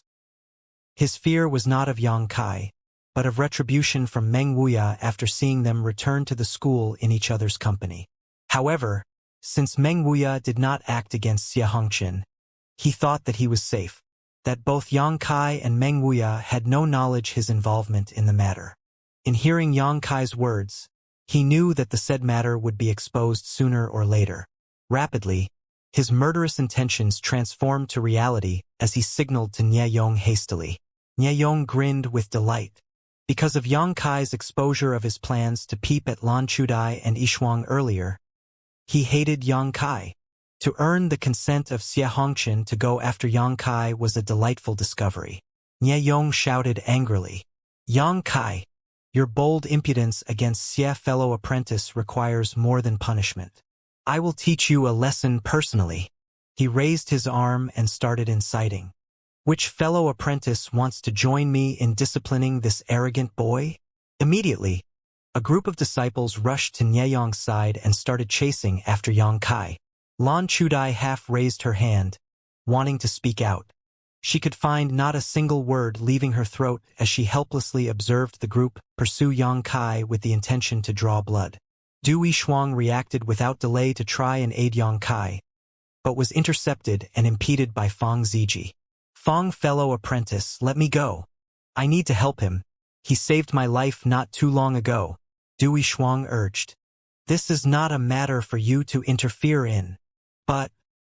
Fang Ziji looked at Du Yishuang intensely and shifted his attention to two female apprentices and demanded, "Look after her and make sure she does not leave the group." "Yes." The two female apprentices responded in compliance as they briskly secured Du Yishuang's arms. Fang Ziji looked at the vanishing figure of Yang Kai and leered happily. To think that High Heaven Pavilion has such disgraceful internal problems. This is nothing short of laughable. Du Yishuang continued to struggle in vain. Meanwhile, Xuan tried to console her. "You don't have to be too worried. Although that boy is a mere initial elementary stage 7. He had always made me feel threatened. It is entirely possible for him to come out of this unscathed." "Are you sure?" Du Yishuang stopped struggling and asked in a soft voice. "My intuition implies as such," Xuan answered confidently. His intuition has also been the reason for his absence in provocations against Yang Kai. Running deeper into the jungle, the numerous shadows trailing Yang Kai failed to disappear. "Yang Kai, in these few days we've spent together, our friendship has deepened considerably. I'm willing to minimize your suffering, as long as you let me catch you," Nieyong gleefully taunted. "Friendship?" Yang Kai sneered. "With someone like you? Don't make me nauseous." "Good, good. I love what you have said," Nieyong lividly howled in response, tilting his head back just a little. "Fellow apprentice, this boy has received an Earth high-grade martial skill. If we can hold him down and get it out of him, all of us will be able to learn it." "An Earth high-grade martial skill?" The group of pursuers called out in alarm. Quickly, their motivation turned into greed as they sped up. Being in such a large group over the course of the past few days made it necessary for them to split almost everything they had. In the end, the disciples did not obtain anything worthwhile. However, in light of hearing such a palatable opportunity, why would they ever give up? "Yang Kai, why do you insist on resisting and being stubborn?" An apprentice swung his sword at Yang Kai. Yang Kai instinctively felt danger behind him and quickly sidestepped, avoiding the blow and losing no speed. In the same position, Yang Kai felt another sword strike approach his front, forcing him to stop abruptly. The hunting group took the chance and surrounded him. Yang Kai looked around and counted 5. Every single one of them was in the Qi transformation stage, and worse, their cultivation level was greater than Nieyong's. The 5 people who encircled Yang Kai scoffed at him. "Yang, fellow apprentice, you have done a crime and I am here to punish you in the name of justice," jeers Nieyong. Yang Kai undauntedly snorted. "Is peeping on women bathed not counted as a crime?" Nieyong's face flushed. The other 4 disciples looked at the embarrassed boy in confusion, which only made things worse. A disciple from the left spoke out, "Yang Kai, if you consider yourself our fellow apprentice, we will not take your life. If you tell us the Earth high-grade martial skill technique, not only will we leave you unharmed, we will also persuade Xia fellow apprentice to forgive you." "Fellow apprentices, it's not that I wish to decline, but I decline." Feeling pressure, Yang Kai did not whimper. Instead, he held his head high and puffed out his chest. "If you would like to try and take it from me, then it will depend on your skills." A disciple from the opposite side shouted angrily. "We proposed a toast and you did not eat. Instead, you choose to forfeit. Do not think that we are not wont to kill just because we are apprentices from the same sect. Since you have already offended Xia fellow apprentice, you can consider yourself dead. If we kill you here, no one would know and we will never be punished." Out of the 5 disciples, Nieyong was the one who hated Yang Kai the most. Unwilling to wait any further, he beckoned. "The time for idle chat is over. We just need to torture him for the martial skill technique." When they were dividing the stone babies, Nieyong was extremely envious of Yang Kai's choice. Although he did not know what Yang Kai received, he was certain it must be useful from the boy's smug face. With a war cry, Nieyong's fist rushed ahead and a familiar cool breeze followed. A dangerous aura threatens Yang Kai. Nieyong had decided to use his strongest martial skill to incapacitate Yang Kai. Meanwhile, the other 4 disciples stood there and watched. After all, the difference in the cultivation level between the two left them with credence of an imminent victory. One of the disciples casually commented, "Nya fellow apprentice's cool breeze palm has reached such a high level of proficiency. He must have been training hard to perfect it." All the 3 other disciples gave an approving nod. The cold breeze palm is one of High Heaven Pavilion's earth low-grade martial skill, can only be obtained with 500 contribution points. It goes without question that Nieyong invested countless amount of hours and effort for it. Thus, it is also expected of him and anyone else in that case to train arduously with it. For the group, using such a martial skill with such a high-leveled cultivator was enough to deal with Yang Kai. There was no suspense as the group simply waited for the inevitable. Yang Kai, on the other hand, decided that he would welcome the palm attack with his very own.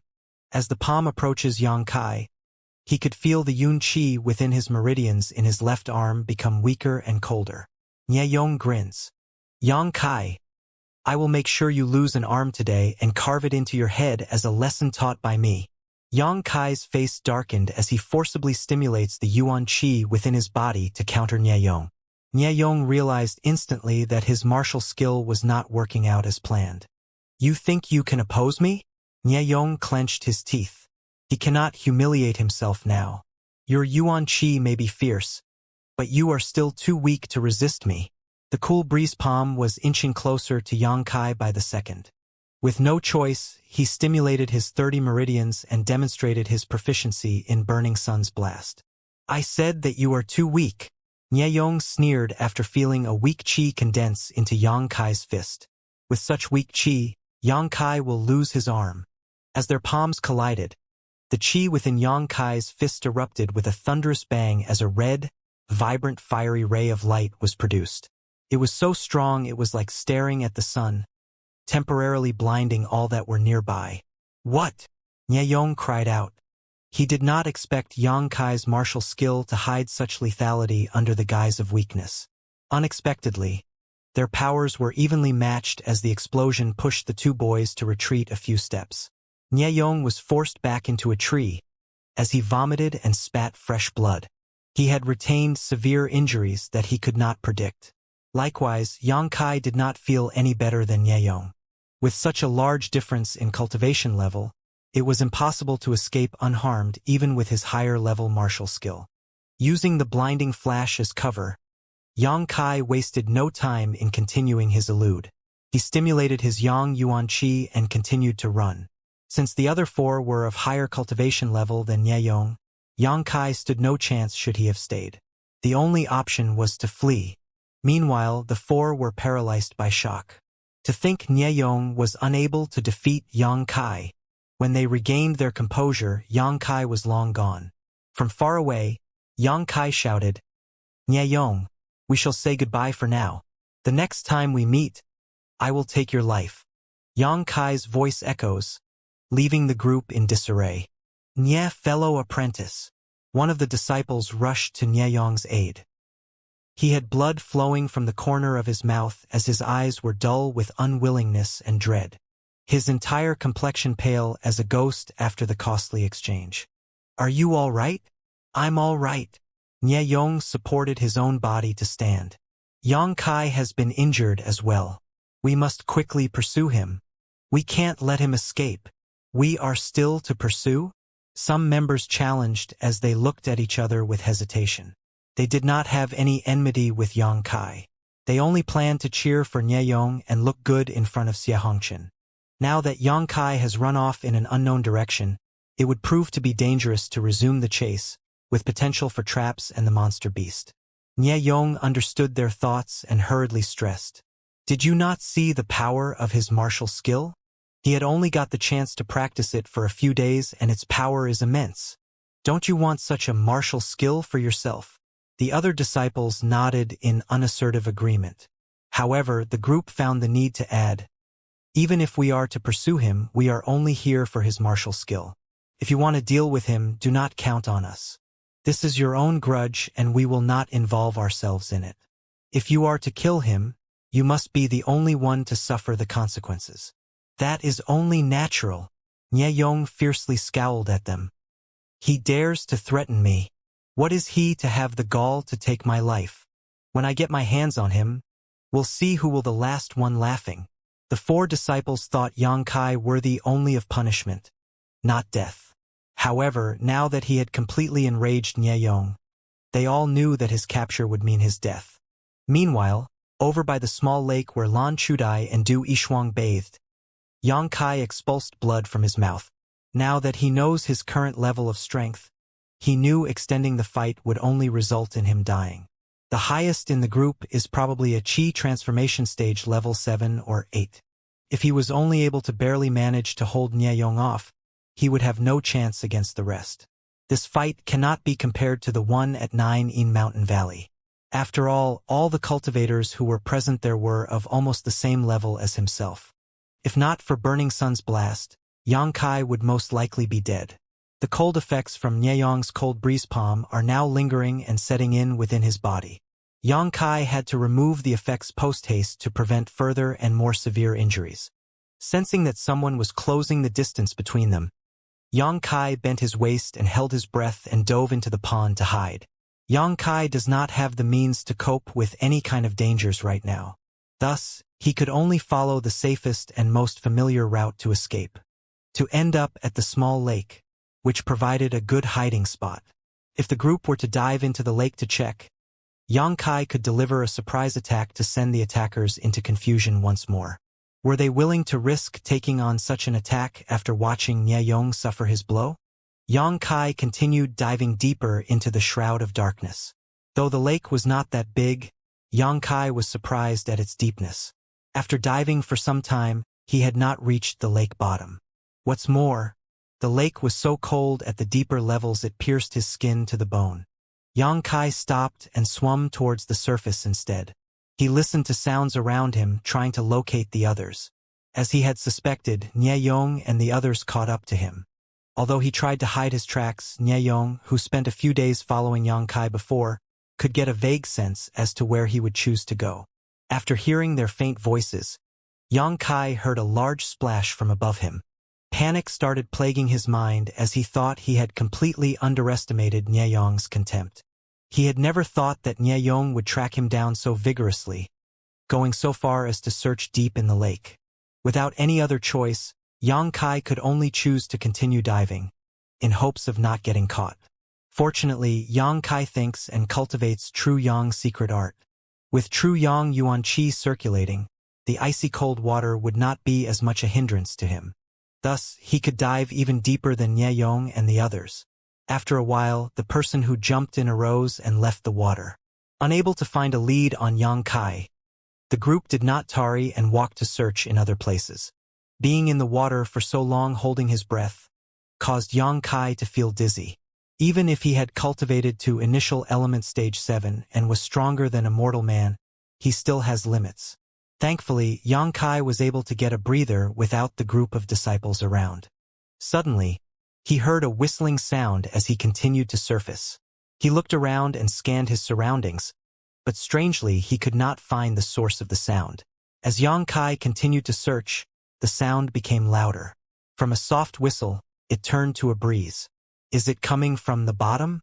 Since there was nowhere else the sound could come from, Xianxia refocused his attention to the darkness below him. He swam down.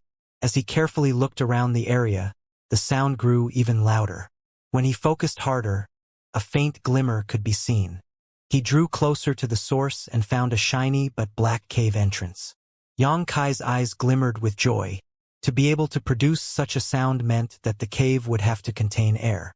Seeing it as a chance to find a safe haven away from Nyeyong to recuperate, Xianxia swam in. Nyeyong would definitely still be searching for Xianxia outside. Even if the group had gone somewhere else, resurfacing was still a risk. The cave was considerably deep, probably more than 100 meters. Initially, the cave tunneled downwards, then horizontally and later vertically.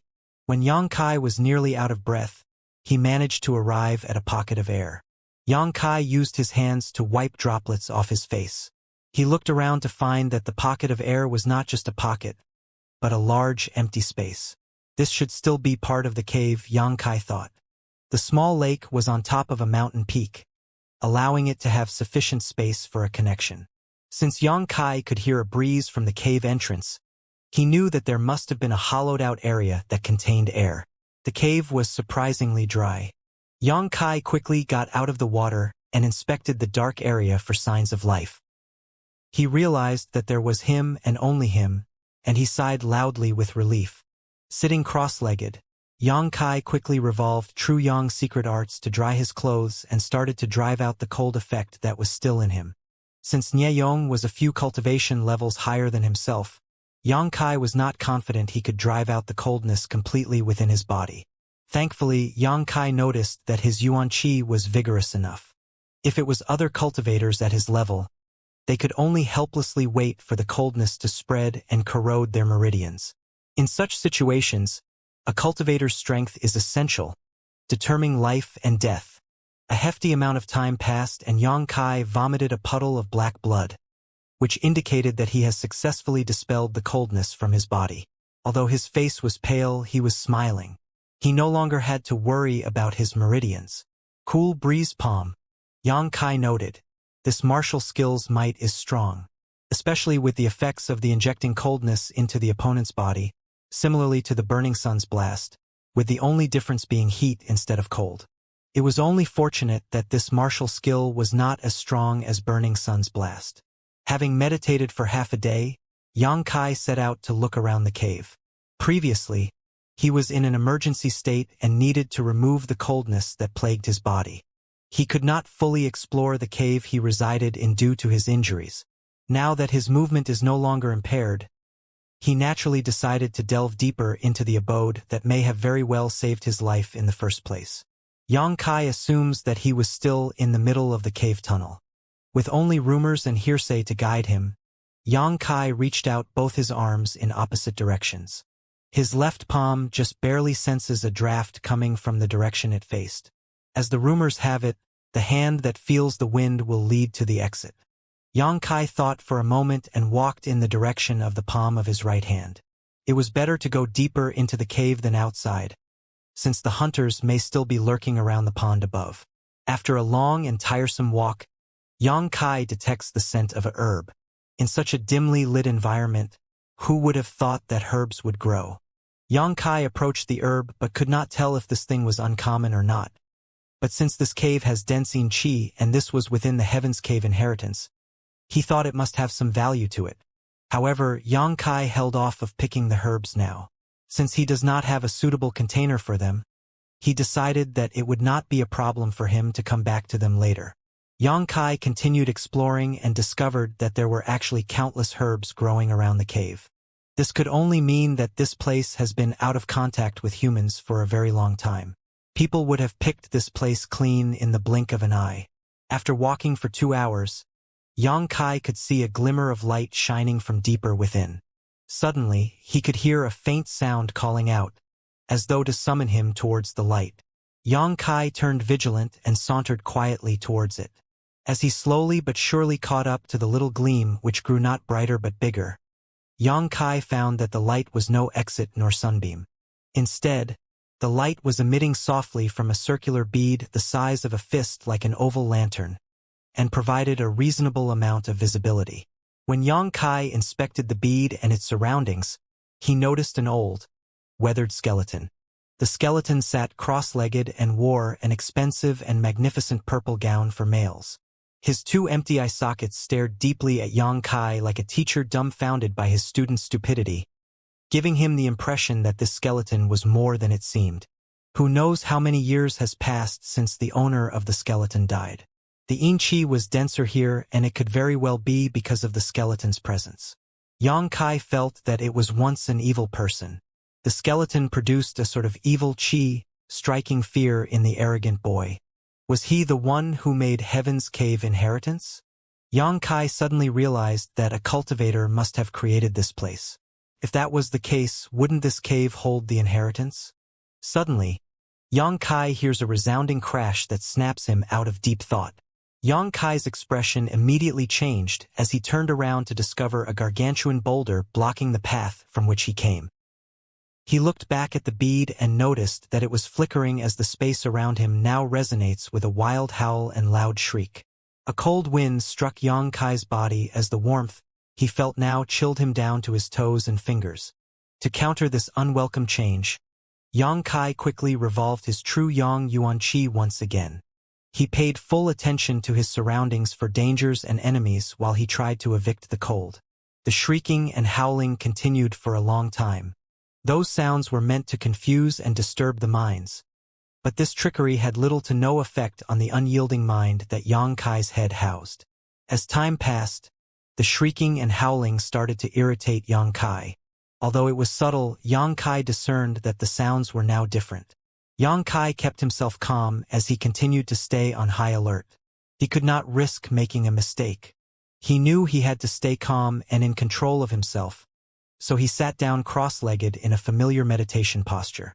The sound and the beads flickering continued, making the environment look and feel gloomy.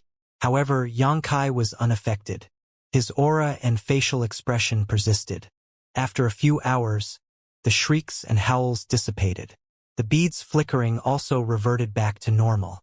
Since he could no longer turn back, Xianxia moved not one bit and yelled, "Why don't you show yourself?" Xianxia's lips confidently simpered as he yelled once more, "Whoever it is that dares to play these cheap tricks, show yourself." Xianxia's shout echoed through the cave when suddenly a strange cackle could be heard. When Xianxia first heard this laughter, the hairs on his body stood. It was so petrifying and coarse that even Xianxia's 5 main internal organs shivered. It was not just his body that felt uncomfortable. Even the bead trembled from the laughter. Immortal soul attack? Xianxia's color switched. He initially had thought that someone was trying to drive him away from this cave to monopolize the treasures here. But at this very instant he knew that that was not the case. An immortal soul attack was something that only a cultivator at Immortal Ascension stage could perform. No disciples that entered could have done this. Young boy, your willpower is impressive. Your courage also surprises me. To think that you would dare to speak in such a manner in front of this old man.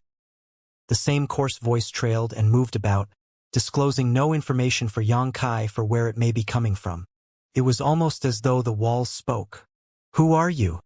Xianxia maintained his solemn look and asked, Who am I? I don't remember. I'm probably the master of this place. The coarse voice chuckled almost comically. You are the master of the Heaven's Cave inheritance? Xianxia raised his voice to ask. The 3 schools' disciples totaling over 1,000 people gathered together in search of this mystical inheritance.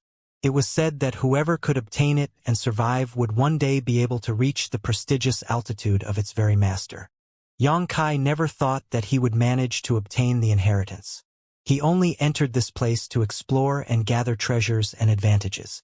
However, with the inheritance right up in his face, how could he not be interested? Xianxia felt excitement rush through his limbs, even though he wished to stay calm. The coarse voice waited for the perfect opportunity to speak again. That's right. I was the one who created this place. Boy, do you want to obtain my inheritance? Xianxia did not respond. Instead, he took some time to consider the proposition. I have been watching you and noticed that you are injured. Do you seek revenge? Do you wish to make sure that the person who injured you will be afraid of you? To know that you are no common pushover. The coarse voice speculated. It sounded like a demon's soothing melody playing at Xianxia's ears. He furrowed his brows and interrupted. Hold on for a moment. I'm thinking. Your heart holds a deep hatred buried inside. A hatred others cannot see or imagine. You want to get stronger. You want to make sure that everyone who has ever looked down on you will regret their actions. Isn't it? Xianxia was trying to keep calm, but anger soon replaced it, driven and encouraged only by excitement from the thought of the sheer power he could receive. His forehead wrinkled and he looked as though he was struggling.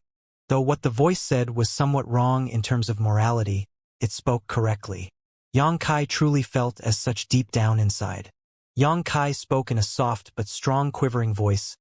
That's right. If you wish so, just nod and this old man will give you my inheritance. Isn't this a great opportunity for you to get back at them? The voice continued. Are you willing to decline such an opportunity? Just a simple nod. If you let go of this chance, make sure that you will not regret it. The voice messages Yang Kai in consecutive pulses, causing him to feel confused as he was slowly being misled. You could see the confusion in his eyes, as his head swayed slightly. His lips were opening and closing as though he wishes to accept this opportunity. Then Yang Kai's confusion turned to determination. His face now changed to that of a person who felt fear, and on his forehead were droplets of cold sweat. The opposing person, with no knowledge of what Yang Kai has just done, asked once again. Well, what do you choose? Noticing that Yang Kai has no reaction now, the coarse voice sounded surprised. To think you are willing to bite your own tongue to awaken yourself. What impressive willpower. Who are you? And what technique did you use to manipulate my mind just now? Snorted Yang Kai. You are certainly an impressive young boy, to have been able to stay in reality. As for who I am, who am I? Even if you do not say I know. Yang Kai's resolute gaze fell on the skeleton. I have heard that cultivators of the immortal ascension boundary and any above it, so long as they have developed their divine sense and keep it secure, they can stay alive even if their mortal bodies were to disintegrate and die. They can even seek another body to host them. You should be one of the many cultivators who died here years ago, and right now you wish to take my body, trying to mislead me into accepting you, Yang Kai exclaimed with eyes full of dread. After a moment of silence, the coarse voice laughed hysterically. Fierce. To think some trivial young cultivator with only the strength of initial element stage 7 is capable of figuring all this out. You truly are a talent worthy of praise. Even this old man admires you. The voice descended into one with gloom. Do you not fear me despite this realization? Yang Kai gave a smile filled with ridicule. Why should I fear you? If you had a method to control my mind with force, you would have no need for this conversation. You may have been a cultivator who exceeded my imaginations, but that was before you died. Right now, you are only capable of tricks. So remind me, why should I fear you? Yang Kai derided. On the contrary, aren't you afraid? If I find and destroy the object that houses your immortal soul right now, won't you die? Young boy, aren't you unruly? The voice replied. You think that I was speaking to you just to mislead you? Ha ha. This old man just needs 3 seconds to completely erase your mind and take over your body. You won't have a single chance to retaliate. Do check out the announcement that is made today. Hearing the voice's words, Yang Kai darkened. Without any hesitation, Yang Kai raised his fist and accelerated it towards the skeleton and shrieked, Wishful thinking! How many years have passed since this man had died? When the blow Yang Kai's fist impacted the skeleton, it effortlessly passed through its bones and shattered them into dust. Yang Kai did not waver from the seeming simplicity of the fight. Instead, he turned to be more vigilant. Enough! You may have been right, but you chose the wrong skeleton to attack. The voice complacently jibed as the bead suddenly dimmed and an illusionary face emerged from the bead, brimming with black chi. The face looked terrifying, as though it was an evil spirit with little to no concern for life, as though it killed anything it wanted without blinking an eye. The immortal soul was not inside the skeleton. It was inside the bead that created light. Yang Kai was about to strike the menacing bead, but the new face opened its mouth as a piercing howl deafened Yang Kai. It made his mind feel like it was pierced with 1,000,000 needles. Yang Kai knew then that the skeleton did not lie. The result of the attack by the skeleton is only one piece of evidence of possibly countless more that proves his ability to forcefully take his body from him. While the immortal soul continued to seep into Yang Kai's body, he heard a maniacal laughter from his own chest. Yang Kai's body grew stiff and trembled with the struggle as he speedily lost control over it. Ha! Ignorant young boy, It was delusional to think that you can resist me. Watch as I wipe away your consciousness and occupy your body, chortled the invasive voice that now came from Yang Kai's guts. Yang Kai was startled, but he had no intention of yielding. Yes, your body is, unfortunately, quite weak. I will use it to seek a better and stronger body later. Do not worry, when I have taken it from you, any hatred you may feel towards others will be settled by me. Just be obedient and stop resisting. It will save you the pain and save me the time. Dream on. Yang Kai thought. Why do you still revolt? It is good fortune to be liked by this old man. Why are you not content? The face heard Yang Kai's voice from within his heart and smiled. Since you are not willing to concede, this old man has no choice but to erase your consciousness. You will realize how painful it is to have your consciousness wiped away. No average man can handle such pain and remain normal. Yang Kai's head suddenly felt like it was hit by a sledgehammer. The pain was 1,000,000 times as before. It was excruciating, so much that Yang Kai let out a shrill and ear-splitting screech. His clothes quickly turned damp from his sweat and his body convulsed like a seizure. Since you were who chose to suffer, you have no right to complain, the old man snorted. Yang Kai could feel his consciousness fade away like a waterfall flowing. His vision would flicker as he endured the pain. His eyes turned bloodshot as the boy held on, unwilling to give up. What? The old man sounded off in surprise. You are still able to resist me. How strange. While the old man spoke, Yang Kai could feel his own bones transmitting a warm sensation as his own immortal soul slowly stabilized. The pain was also greatly reduced. Suddenly, a huge suction occurred in his mind. What is this? The old man was struck by panic and squealed with confusion. What is this? This is not what I wanted. New.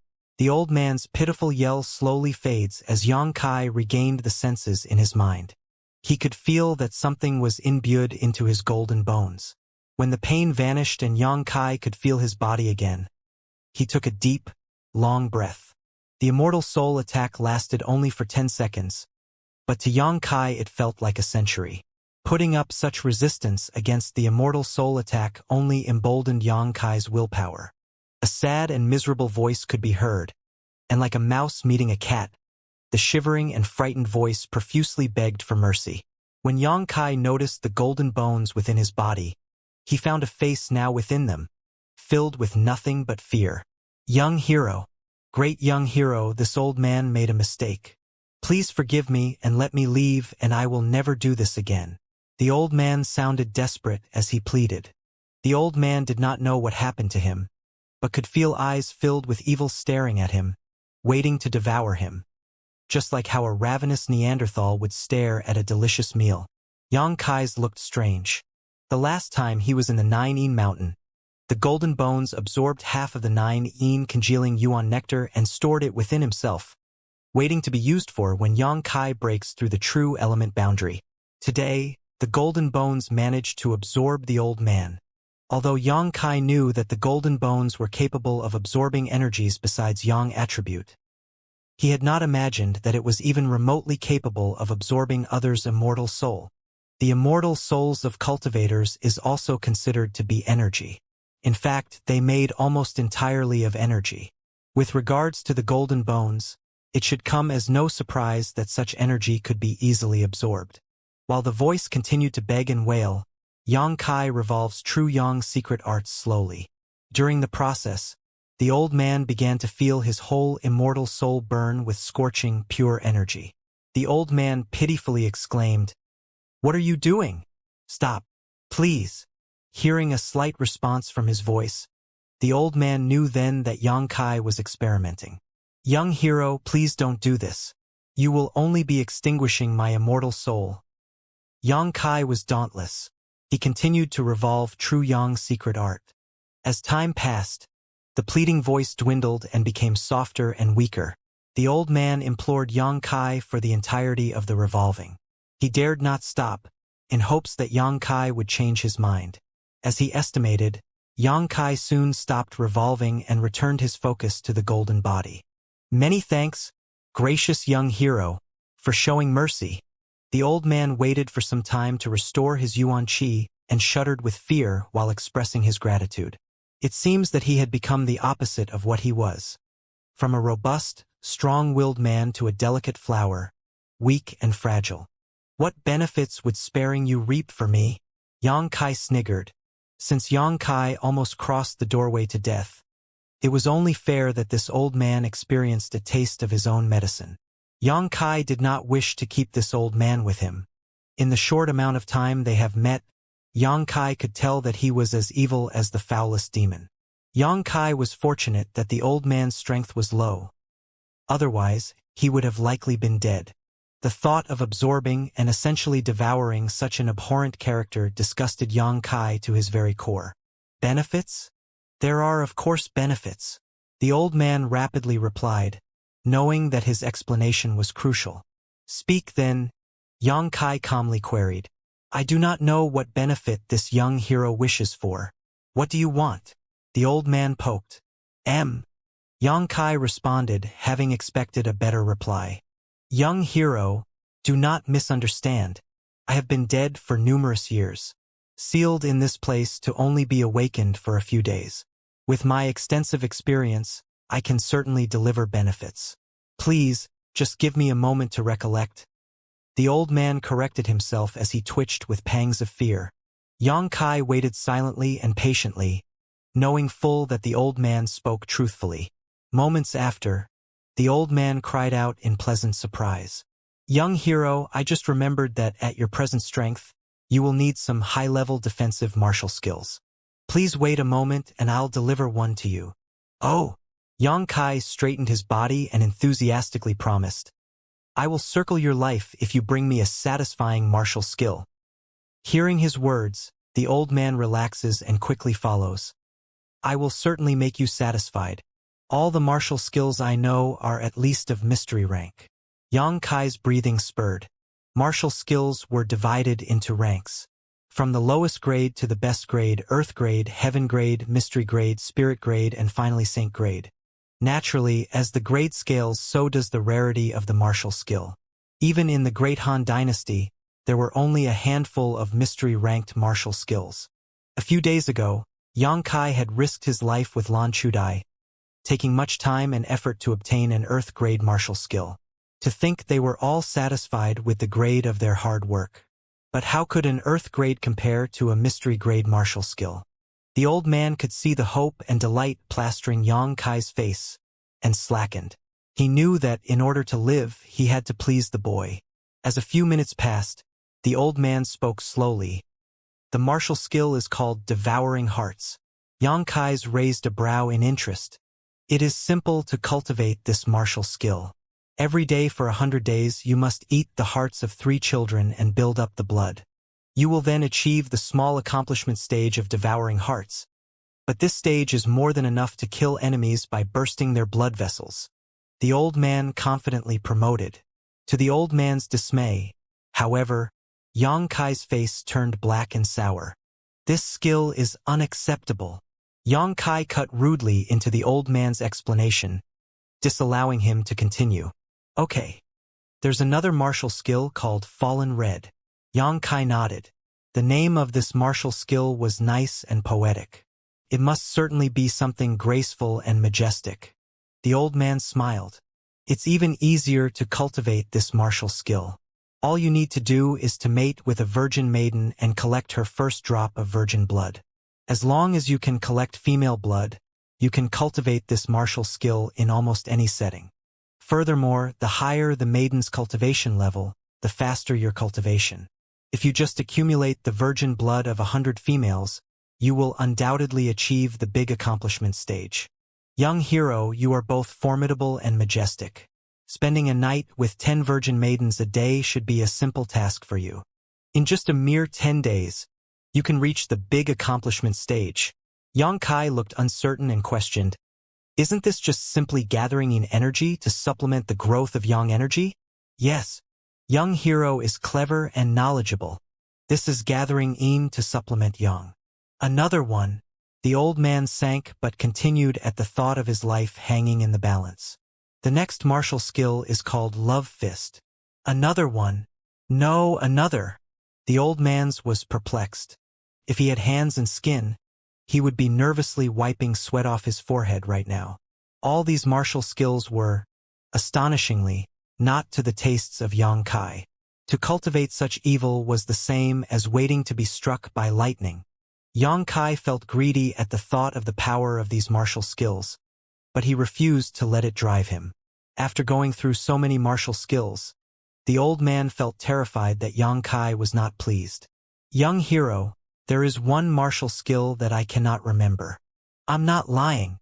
If you are only able to give me such evil martial skill techniques, what's the use of keeping you alive? Yang Kai spoke in a foreboding voice. Whatever the old man has to offer would be evil since he himself is an evil cultivator. Young hero, please repress your anger. I will try my best to remember. Having just woken up caused my memory to be chaotic. I need time to recall. Just give me a little bit of time. Just a little bit more and I will be able to remember something that is satisfactory. I'll only give you one more chance, so you best make good use of it. Yes, I will certainly not disappoint. Yang Kai did not bother to respond to the old man again. The martial skills would require time to practice and he was in no rush to gain another. Likewise, the old man was too weak to escape Yang Kai now. Thus, the boy had no worries and could afford to wait. Yang Kai took out the golden stone baby from his bosom and revolved his yuan qi to feel the golden veins within, spying on its mysteries. To know only the burning sun's blast places Yang Kai at a disadvantage. He needed to learn more martial skills for a variety of attacks. While Yang Kai was recuperating, he planned on cultivating his second martial skill. He needs to strengthen himself to fend off the bullies once he leaves the cave. Within this golden stone baby were 70 to 80 golden veins. This is very likely to be a heaven-grade martial skill, maybe even a mystery-grade martial skill. Yang Kai took the daylight to memorize all the revolutions within the golden stone baby. Similar to the previous stone baby, the golden stone baby soon turned to ash once Yang Kai took back his yuan qi. For the rest of the day, the old man racked his brain to remember. Although he had thought of some other advantages he could provide, the old man did not dare interrupt as Yang Kai was in deep concentration. The old man could only panic in silence and wait within the golden skeleton. Yang Kai did not bother with the old man as he was too busy concentrating on the martial skill technique he had received from the golden stone baby. He sat cross-legged and revolved his true Yang Yuan Qi within his body, in accordance with the routes laid out by the golden stone baby. Yet, after one revolution around his meridians, Yang Kai had discovered that he did not experience the same sensation of discovery, unlike when he had first tried out Burning Sun's blast. Instead, the boy felt a faint backlash grazing the back of his hands, causing him to jerk in surprise. Was the flow wrong? Yang Kai doubted. That's impossible. I clearly followed everything laid out by the golden stone baby without the slightest deviation. Yang Kai revolves again and felt the same backlash. What's wrong? Isn't this a martial skill? Why am I not feeling the same sensation as I did when I learned Burning Sun's blast? Why does this martial skill seem so different from the rest? Yang Kai thought as he inspected the mysteries surrounding this martial skill. He could not come up with an explanation, instead only slowly practicing and feeling. Yang Kai relaxed and revolved his yuan qi again. With each revolution, he felt the same exact backlash over and over, as though someone was beating it. However, he knew that it was harmless. As more time was burned, Yang Kai had revolved his yuan qi 1,000 times. On the 800th, he could felt soreness take over, but he could no longer detect the backlash. When Yang Kai opened his eyes to look at the back of his hands, there was, shockingly, a myriad of designs. They were strange, and Yang Kai could only describe it as a starry night sky. When Yang Kai revolved his yuan qi, the little stars gloriously sparkled. What's more, Yang Kai could clearly feel an invisible space opening up below his hands. With a yuan qi revolution, space opens up while the little stars on the back of his hands shine gloriously. Felt like the space was for storage. After practicing for a little while longer, Yang Kai could not imagine a useful function this martial skill would provide. He could not even use it to kill an ant, let alone another cultivator. Yang Kai continued rotating his yuan qi. Unanticipatedly, the star chart burst out from his hands, and his fingertips had a faint glowing light, though incomparable to the constellation on the back of his hand, which irradiated the entire cave as though it was bathing in sunlight. Yang Kai then submerged his hand into the ground and poured his yuan qi into the space, causing a ferocious tremor. Realizing what he had done, Yang Kai brightened up. Although this martial skill was exceptionally consuming, the eruption of power that this martial skill caused was definitely much more powerful than that of which is caused by an ordinary bomb explosion. It was at least twice the lethality. Yang Kai estimated that if he did not invest as much yuan qi as he did, the explosion would have been much tinier. This martial skill is too strange. Yang Kai's brows creased as he tried to determine the uses of this martial skill. Suddenly, from inside his body, Yang Kai could hear a cautious and flattering voice call out, "Young hero, young hero." Yang Kai squinted further as he ignored the voice and focused on the martial skill. "Young hero, I think I know what that martial skill is capable of. Do you care to listen?" Without an immediate response, the old man was forced to wait anxiously. He impatiently wished to show his value to Yang Kai to convince the boy not to eviscerate his existence. The old man could tell that Yang Kai had a firm and resolute disposition that most cannot hope to compare with. Besides, Yang Kai has a tendency to hide his true intentions with a facade, which caused the old man to shiver in anxiousness. Even more time passed. Then Yang Kai opened his mouth. "What do you know? Speak." The old man did not complain, as he had an opportunity presented to him. Instead, he sounded extremely grateful and promptly clarified, "I am not sure what this martial skill is called. However, I recall watching someone use it. When you activate it, it will open up space which you and you alone can access.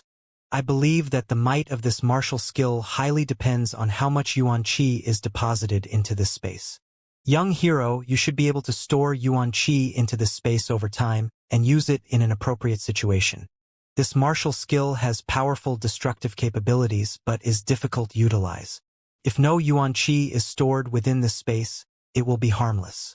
When the space is used, all yuan qi you have garnered in it will fuel a powerful explosion. Then you will need time to refill the space to use it again." The old man pressed on as he noticed Yang Kai's attentiveness. Though this martial skill can, practically, be used only once every battle, it is unnecessary to continuously practice to bolster it. All you need to do is regularly store yuan qi and, maybe if you get caught in a desperate situation, use it. Its might and power will certainly aid you in those times. Once he finished, the old man went dead silent, so as to avoid annoying Yang Kai. Yang Kai's lips slowly curved into a wide smile. The old man's explanation was similar to his own conclusion. However, it was more comprehensive and in-depth, allowing the boy to gain a deeper understanding of this martial skill. Instead of the usual cultivation, this martial skill simply required him to store yuan qi and use it for an explosion. How fortunate must he be to obtain such a martial skill perfect for one like himself. Yang Kai could not help but chuckle in delight. Others would need to restore their yuan qi through normal means. Meanwhile, Yang Kai can do it through yang stones and store them as yang liquids inside his dantian. "I need to investigate this martial skill further, so do not disturb me." Yang Kai warned the old man. "Yes, I understand. What you said was not enough for me to let you live. So, continue to think of what you can offer me." The old man felt bitterness. The way Yang Kai conducts himself was no different from an old cunning fox. How he regretted his decision for trying to steal Yang Kai. But right now, the old man could only sigh as Yang Kai continued to concentrate on pouring yuan qi into the special space. The speed in which he poured was absurd and unscrupulous, as he did not have to worry about running out of yuan qi. The old man initially wanted to remind the boy not to consume his yuan qi too quickly, as it will burden his mortal body. However, after Yang Kai's words rung in his head, the old man decided to not say anything. "Humph! It was you who ordered me not to disturb you. So, I will not bother to remind you. It's much better if your yuan qi depletes. Then, I will look for an opportunity to leave your damn body." Boy, you can only blame your own ignorance for what is going to happen. If Yang Kai wishes to cultivate back every bit of yuan qi he spends here, it would take at least 35 days. Right now, he has spent nearly all the qi he had by storing it in the space. The old man realized that Yang Kai was weakening and continued to wait excitedly for a golden opportunity to escape this body. But before he could even begin to plan, Yang Kai instantly recovered his qi and vitality again. Who would have thought Yang Kai would completely regain his yuan qi and vitality once it was depleted? What happened? The old man nearly went insane from this strange situation. In all his years, he had never seen something like this. He felt his heart pulsate as he could not believe what he was witnessing. Was he being delusional? No, it couldn't be. Everything was too real to be an illusion. But he clearly felt the boy exhausting his yuan qi. How is it possible for him to restore it in a flash? He must have misread his amount of qi. The old man consoled himself while he attentively observed Yang Kai with full attention. As even more time elapsed, the yuan qi within Yang Kai's body was completely gone as the start chart at the back of his hand flickered. The old man now pledged his own immortal soul that he had truly seen the boy completely deplete his own yuan qi. He waited for a few seconds to continue observing Yang Kai and convinced himself that he in no way mistaken. Before he could think of his next move, however, the old man was struck like a wooden chicken and would only stare at the scene. Yang Kai's yuan qi must have been utterly exhausted, but it had restored itself again, and the old man thought he had an infinite supply of yuan qi. The old man felt indescribable shock. He thought that he had seen everything. It was general knowledge that the yuan qi within a person, regardless of their cultivation level, would at least require time to fully restore. If everyone could restore themselves as Yang Kai did, what would happen to the world? Just what kind of martial technique did this boy cultivate to go against heaven's will? The old man could only helplessly look at Yang Kai with dread and despair. With the ability to fully restore his yang qi whenever he likes, what kind of terrorist would this boy grow to be in the future? Coupled especially with the perfect martial skill, he could easily unleash explosion after explosion with no concern for his yuan qi. His battle efficiency would perhaps be greater than, if not equal to that of 100 cultivators. The old man could not help but look up to Yang Kai. The truth is, Yang Kai seemed to have endless yuan qi only because he has the ability to accumulate them. The true Yang secret arts that Yang Kai cultivates and the martial skill that Yang Kai had just received both share similar abilities. Both are able to store an accumulated amount of yuan qi. True Yang secret art allows Yang Kai to absorb Yang yuan qi and turn it into Yang liquid, storing it in his dantian. Meanwhile, this martial skill allows Yang Kai to inject his yuan qi into a pocket of space, which can be used in the form of an explosion. However, there are some differences between the two. In his dantian, Yang Kai is able to store limitless amounts of Yang liquid. Meanwhile, the space from the star chart on his hand was different. It had a limit. Yang Kai spent 2 days converting 10 drops of Yang liquid into yuan qi and injected it into the space. He could feel the saturation in it. Once Yang Kai felt that it was enough, he began to revolve true Yang secret arts to restore his yuan qi once again. Whenever he felt the star chart on the back of his hand crave for more yuan qi, he would inject more into the space and rinse and repeat the process. It was an easy martial skill that took little time to master. It was the perfect martial skill for Yang Kai. 2 more days passed, and Yang Kai opened his eyes to find that the star chart now looked more lifelike. The constellations seemed as though it was real, and grew on his hand. It was now comparable to the stars of the night sky. By simply concentrating, Yang Kai managed to make the star chart invisible, as it hides under his skin. Yang Kai took a deep breath and exhaled. The star chart was an outstanding attention magnet. It would no doubt raise suspicions, causing potential problems. Thankfully, it is easy to conceal. Yang Kai recalled something and asked the old man, "You said that you have seen this martial skill before. Do you know its name?" "I apologize for my incompetence, young hero, but I cannot recall." The old man's voice sounded as horrific as before but had a tad bit more obedience in it after 2 days. Yang Kai's eyes sparkled. Although he does not know what caused it, he could tell that the old man has gained a newfound respect for the boy. All right, I'll give you an opportunity. Help me give it a name. Yang Kai remembered himself previously taking a while to decide on a name for the Burning Sun's blast. With the old man's presence, why not make use of him to choose a name that may strike fear in enemies' hearts? What's more, the old man is seasoned. Surely, a simple task as thinking of a name is easy for him. Yes. The voice that had been silent for a long time changed its tone. Since there is a star chart on the back of your hand, why don't we call it the star mark? Star mark. The mark of stars. Yang Kai muttered before nodding. Yes. Star mark sounds good.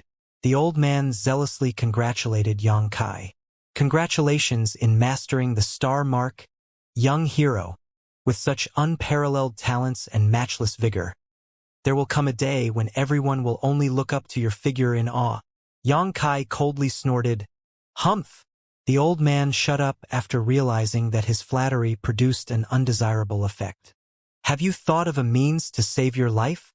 Yang Kai provocated.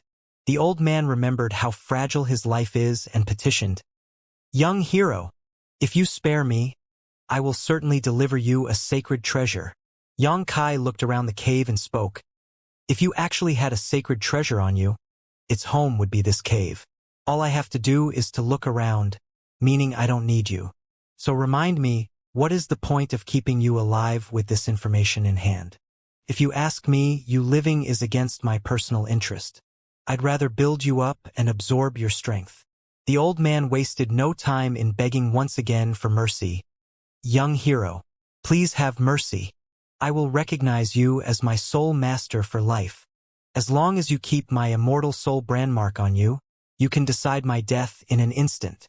Please, I beg of you, show mercy, young hero." "Oh?" Yang Kai's opinion seemed to sway as he opened his mouth to answer. "How do I know if what you are saying is true?" The old man made a forced smile. "I am currently trapped within your body and I have no idea how to escape. You can kill me with a snap of your fingers. Young hero, how would I possibly dare to deceive you?" Yang Kai didn't say anything. Although the thought of keeping such evil around was revolting to him, he thought it'd be a waste to kill him, given his vast knowledge and extended experience. Only because Yang Kai wished to obtain as much knowledge as he could this old man has, he hesitantly spared him. Yang Kai's silence only worsened the old man's anxiety.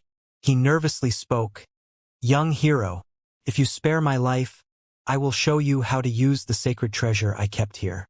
However, if you kill me, you will not be able to use this sacred treasure." "Why?" Yang Kai asked. "Because my sacred treasure is an evil weapon. It pulls the immortal souls of victims when it makes contact. Young hero, your Yuan Chi's attribute is yang. It is impossible for you to use it without me." Yang Kai took a deep breath as he responded not once again, and a frown slowly formed over his cheeks. The old man knew that the decision Yang Kai makes now would determine his life and death. Naturally, he dared not interrupt. His chances of dying were already fairly high, and he did not want to escalate it any further. Only after a long time did Yang Kai speak again. "How do I get recognized as your master? What do I need to do?" Instantly, the old man's heart sank and he spoke like he was shivering in the cold. "Young master, please relax. This old servant will enter your mind and pass to you my immortal soul brandmark." The corner of Yang Kai's lips curled. The old man then elaborated, "Young master, please understand. Even if you were in the immortal ascension boundary, you do not have the means to use your own divine senses. I plead that young master believes in this old servant's sincere intentions." "Then hurry," Yang Kai demanded and relaxes himself. The old man stuttered in shock, as Yang Kai's decision made him express more admiration towards the boy. If it was others, they would fear to take upon themselves such a risky endeavor. Yang Kai, however, was able to catch the bull by its horns and tame it like it was a timid little dog. In actuality, Yang Kai did not need to feel worried at all. The last time the old man invaded his mind, he was able to prevent it by absorbing his immortal soul into his golden bones. If Yang Kai feels such an attack begin to occur again, he could quickly force the old man to stop by building up the immortal soul. Sure enough, the old man had no evil intention in fear of Xianxia. He submerges into the boy's mind with a wisp of his divine sense, carefully and neutrally passing the boy his immortal soul brandmark. The old man then finally spoke, "Young master, it's done. From now on, this old servant's life and death is all in your hands." Xianxia opened his eyes and could feel a strong bond between himself and the old man. However, it was not a mutual relationship. Xianxia had complete dominance over the old man. "Do you need time to restore your immortal soul's spirit essence?" Xianxia asked in a gentle tone. The old man replied, "After passing you my immortal soul brandmark, I think I really do need to rest and replenish myself. But young master, you don't have to be too worried. I will not make you lose anything. So, can you please take away your intention?" Xianxia confidently grunted and spread out his intention. In the next moment, a pitiful yell emerged. It was almost as though someone was being cooked in boiling oil. "Young master, please forgive this old servant for his impudence. What I said was true." The old man kept begging for solace before Xianxia let him off. "If you dare have any disloyal thoughts, I will torture you until you wished for death. Old servant does not dare." He sounded like he was shaking with fear. With what has happened, he has discovered that Xianxia was a ruthless person. After being able to completely subdue the old man, Xianxia breathed a sigh of relief. "What would I call you?" Xianxia asked. The old man hesitated. "You can call this old servant anything you wish. However, I do vaguely remember others calling me the old demon. But I cannot say for certain if that was my given name or not." Xianxia's forehead pressed against his brows. "Old demon? You seriously are a devil incarnate." The old demon smiled awkwardly. "That is a thing of the past, a thing from a very long time ago. From this point onwards, this old servant will obey no one but your commands." "What about the sacred treasure that you've said?" "Young master, please redirect your attention to the old servant's bleached bones." Following the old demon's guidance, Xianxia went back to the spot littered with the dust of his bones to find a piece that looked like a rib. However, this bone was entirely different from the other bones that crumbled like a cookie. This bone was jet black in color. When Xianxia listened closely to that very bone, he was shocked to detect a faint sound of shrieks and howls emanating from it. "What strong evil chi," Xianxia commented. The old demon explained, "This thing is called the Soulbreaker All. It was built up and chiseled into the old servant's own bone. It has taken many lives before, so the evil chi is slightly overwhelming. When you refined this, did you build up many immortal souls?" Xianxia inquired further. The old demon gave a hallowed laugh. "Young master is wise, but because of that reason it is not suitable for you to wield. If you were to build it up and exude your control over it, I fear that the weapons will greatly diminish in power. However, with the old servant's immortal soul to act as a bridge for you, you do not have to worry. Unfortunately, this thing consumes much yuan qi, and with my current strength, I will not be able to display its full might." The news did not perturb Xianxia. He could tell that one day, he will be able to fully utilize this weapon with all its potential. Currently, its power was equal to that of an Earth low-grade attack treasure. "How do I use it?" The old demon taught Xianxia the methods of control, and within another few days' time, Xianxia managed to learn how to use the all. Black chi spawned out from Xianxia's fingertips, linking to the Soul Breaker All, causing it to encircle him. Xianxia could also feel that he had a light relationship with this weapon, with the old demon's immortal soul acting as a middleman between the both. With a few experiments, Xianxia felt satisfied. Although it consumed a lot of yuan qi due to the need for it to pass through the old demon as a proxy, Xianxia still managed to receive and attack sacred treasure. The old demon mentioned, "Young master, if you wish to build it up thoroughly, it will require a lot more time." While saying his piece, the old demon felt extremely uneasy. He still fears annoying Xianxia. "I do not intend to fully build it up. It will be controlled by you." "Many thanks, young master," the old demon gratefully replied. Xianxia did not wish to waste time to build up the Soulbreaker All. After all, he could already use the old demon to control it. Why would he need to waste any more time to build it up? The old demon's life is his, anyway. Strings of black gas oozed from Yang Kai's fingertips and moved towards the soul-breaker all. It was none other than the old demon, placing his immortal soul within the soul-breaker all. Yang Kai then took a look around the place again and expressed some disappointment. You only have this one sacred treasure? The boy knew that the old demon was a high-level cultivator in his life before death. For such cultivators, there was almost no chance for them to have only one sacred treasure. The old demon forced a smile. Young master, you know that this place previously had a war that changed everything. When I was involved in the fight, all my other items were completely destroyed. The only thing that I could salvage was this soul breaker all. War. Yang Kai's heart skipped a beat. Tell me more. Yes. The old demon narrated as Yang Kai listened, working the cogs in his brain to link together different chunks of information and history like a crossword puzzle. Although the old demon could not recount much as all his memories were still fragmented, the data he did contribute into the pool of remembrance was proof enough of his involvement in the war. What's even more interesting was the fact that it was a war dictating an army against just two people, a man and a woman. Although the couple died in battle, they still decimated the majority of ranks of the opposing cultivators. Old servant flees with a fatal wound from the battle. Unfortunately, I was unable to recuperate and I died here. The old demon's voice seemed to be both hesitant and terrified. Do you remember anything else? There was a dragon and a phoenix. When they both combine and complement each other, their might surpasses all imagination. It was because of their attack that the old servant fell. Yang Kai's eyes lit up. He recalled that a few days ago, above the entrance of the Heaven's Cave inheritance, there was a dragon and phoenix encircling the sky. The old demon silenced himself and seemed frightened. So, according to you, this place wasn't made to contain your inheritance. Yang Kai wanted to reaffirm. Young master, please calm down. Earlier on, I was thoughtlessly speaking. However, I truly possess an inheritance. If the young master wishes, I will be glad to pass it to you. Yang Kai shook his head. I have no interest in it.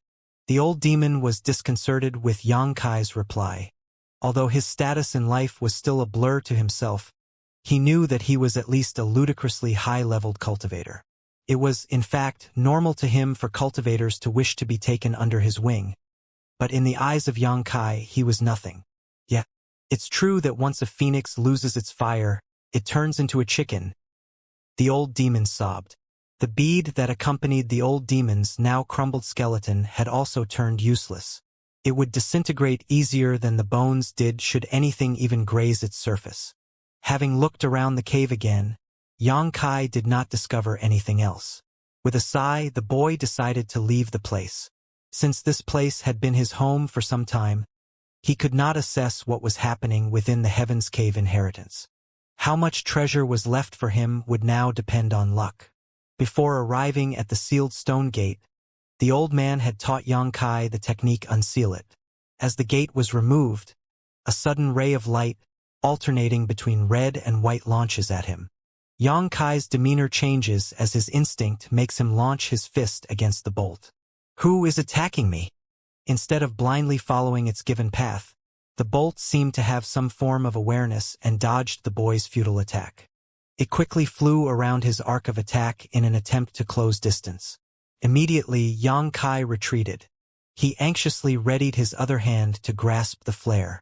Yang Kai, readier than ever, then manages to grab the unknown matter. But his face showed not victory but confusion. The thing that flew towards him was not an attack.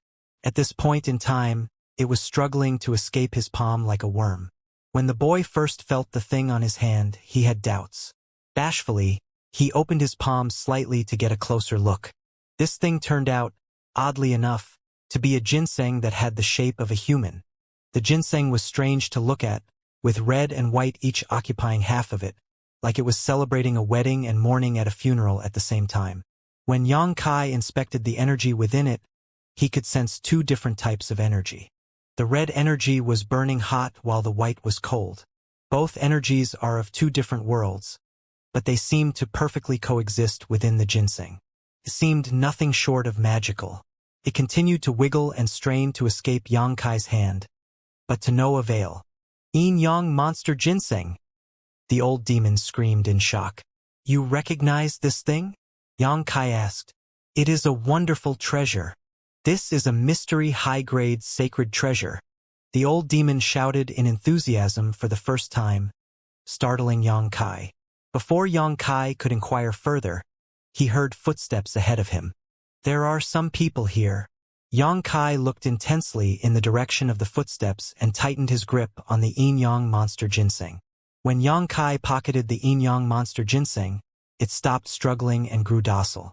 As Yang Kai prepared for the worst, he could hear a familiar voice. "Elder sister, did it really run into this cave?"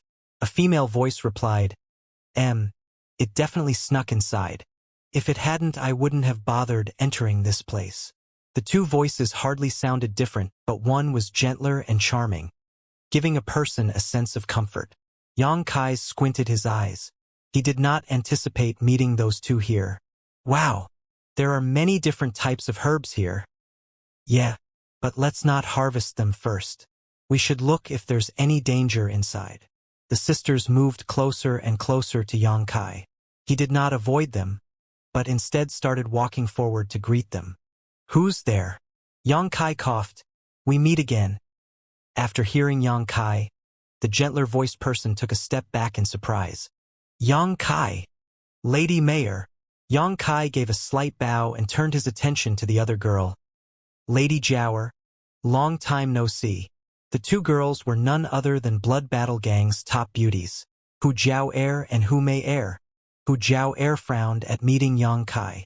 "Brat, to think that I would meet you here." The previous time, Yang Kai had felt up both sisters' buttocks to compare their sizes, to which Hu Jiaoer took to heart. Hu Mei was more surprised than anything, jumping to question, "Why are you here?" "I actually found this place accidentally." Yang Kai did not wish to inform them of the events that transpired. During the chat, the two sisters walked closer to the boy, as Hu Jiaoer stared at Yang Kai indifferently, throwing out her chest and raising her hind legs. The old demon quickly spoke to Yang Kai. "To think that in this world, there would be two girls who look so similar but aren't twins. Young master, if you cultivate the fallen red with these two, it'd be half the work for twice the results." "You! Shut up." Yang Kai shut out the thought. The old demon was put in his place, daring to utter nothing but a quiet sigh. "Did you anything enter just moments ago?" Hu Mei opened her mouth to ask. Having eavesdropped on their conversation, Yang Kai knew Hu Mei was referring to the Yin Yang monster ginseng. The boy did not try to conceal the fact and nodded. "Yeah, I've seen it. Where is it?" Hu Jiaoer hastily asked. Yang Kai points to his chest as the two sisters widened their eyes in surprise. "Did you actually manage to collect it?" Hu Jiaoer probed. "Yeah, although I'm not sure why. Once it was placed on my chest, it became incredibly docile." Hu Jiaoer's chest puffed and puffed as she took deep breaths, trying to calm herself down. The two sisters had actually been pursuing that thing for days, scaling several mountains, braving the wilderness to finally end up in this cave, just to have Yang Kai receive it without putting in a lick of effort. How unlucky it was for the sisters. Hu Jiaoer nipped on her lips. She considered taking the ginseng by force, but decided otherwise due to her sister's presence. For some reason, her sister felt guilt towards Yang Kai, so she would interject should she start a fight. "Make sure you keep it safe." Hu Mei felt like a heavy weight was lifted off her chest. "What's so good about this brat?" Hu Jiaoer sized up Yang Kai and suddenly asked with disbelief. "You are already in initial element stage 7? Hu Jiaoer's face was riddled with shock. The last time they met, Yang Kai was still in the tempered body boundary. How is it possible to break through to initial element stage 7 within such a short span of time? Even if he had some fortuitous encounter here, isn't this too huge a jump of cultivation level? Hu Mei is only in initial element stage 2. Compared to Lady Jiaoer, what is a mere initial element stage 7? Yang Kai was amazed by the magnanimity of the two girls. It was strange that they did not ask for the ginseng from him. Hu Jiao snorted to show her displeasure towards Yang Kai. Since there are so many different types of herbs here, don't hesitate to collect them. Yang Kai did not wish to owe them any favors. The value of the yin-yang monster ginseng was definitely much higher than any herb found within the cave. It was only fair for them that Yang Kai to let them have all the herbs they want, since he had accidentally taken the ginseng from them. Like, I need you to tell me that. Hu Jiao stared knife and daggers towards Yang Kai. Elder sister. Hu Mei knew her elder sister's irritation towards Yang Kai and shook her arm. Fine. I understand. Hu Jiao helplessly replied as she surveyed the area. She reached the dead end of the cave, entered shortly, and decided to mention. For the past few days, both of us have climbed countless mountains in chase of that thing. Right now, we must rest and recuperate. So you help guard the place. I understand. Yang Kai nodded his head. The two sisters then walked hand in hand towards the end of the cave. While they were walking, Hu Mei looked back with a smile, trying to apologize for her sister's behavior. When they arrived, saw the old demon's bleached bones. Their face was filled with surprise. Simultaneously, the two sisters looked towards their left. They looked at each other and winked. Yang Kai noticed the wink and was puzzled as what they had discovered. He could not see what they saw. What are you two looking at? Yang Kai could not help but ask. He wondered what had caught their attention. The two girls did not respond as their minds were immersed in something. Yang Kai felt frustrated by the lack of knowledge. After half a day, the two sisters sat down cross-legged and began their meditation. They closed their eyes and began meditating. When Yang Kai looked, he thought that he was starting to see things. He saw one person, then two people. The boy shook his head in surprise, rubbing his eyes and clearing his vision. Meanwhile, the old demon gave his observation. Perhaps this is their opportunity. Will they succeed? It depends on them. I cannot tell.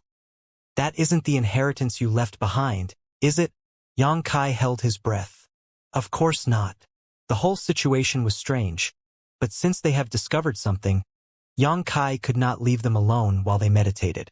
Since they were somewhat considered friends of his, he could only stand by the entrance and calmly wait for them to finish.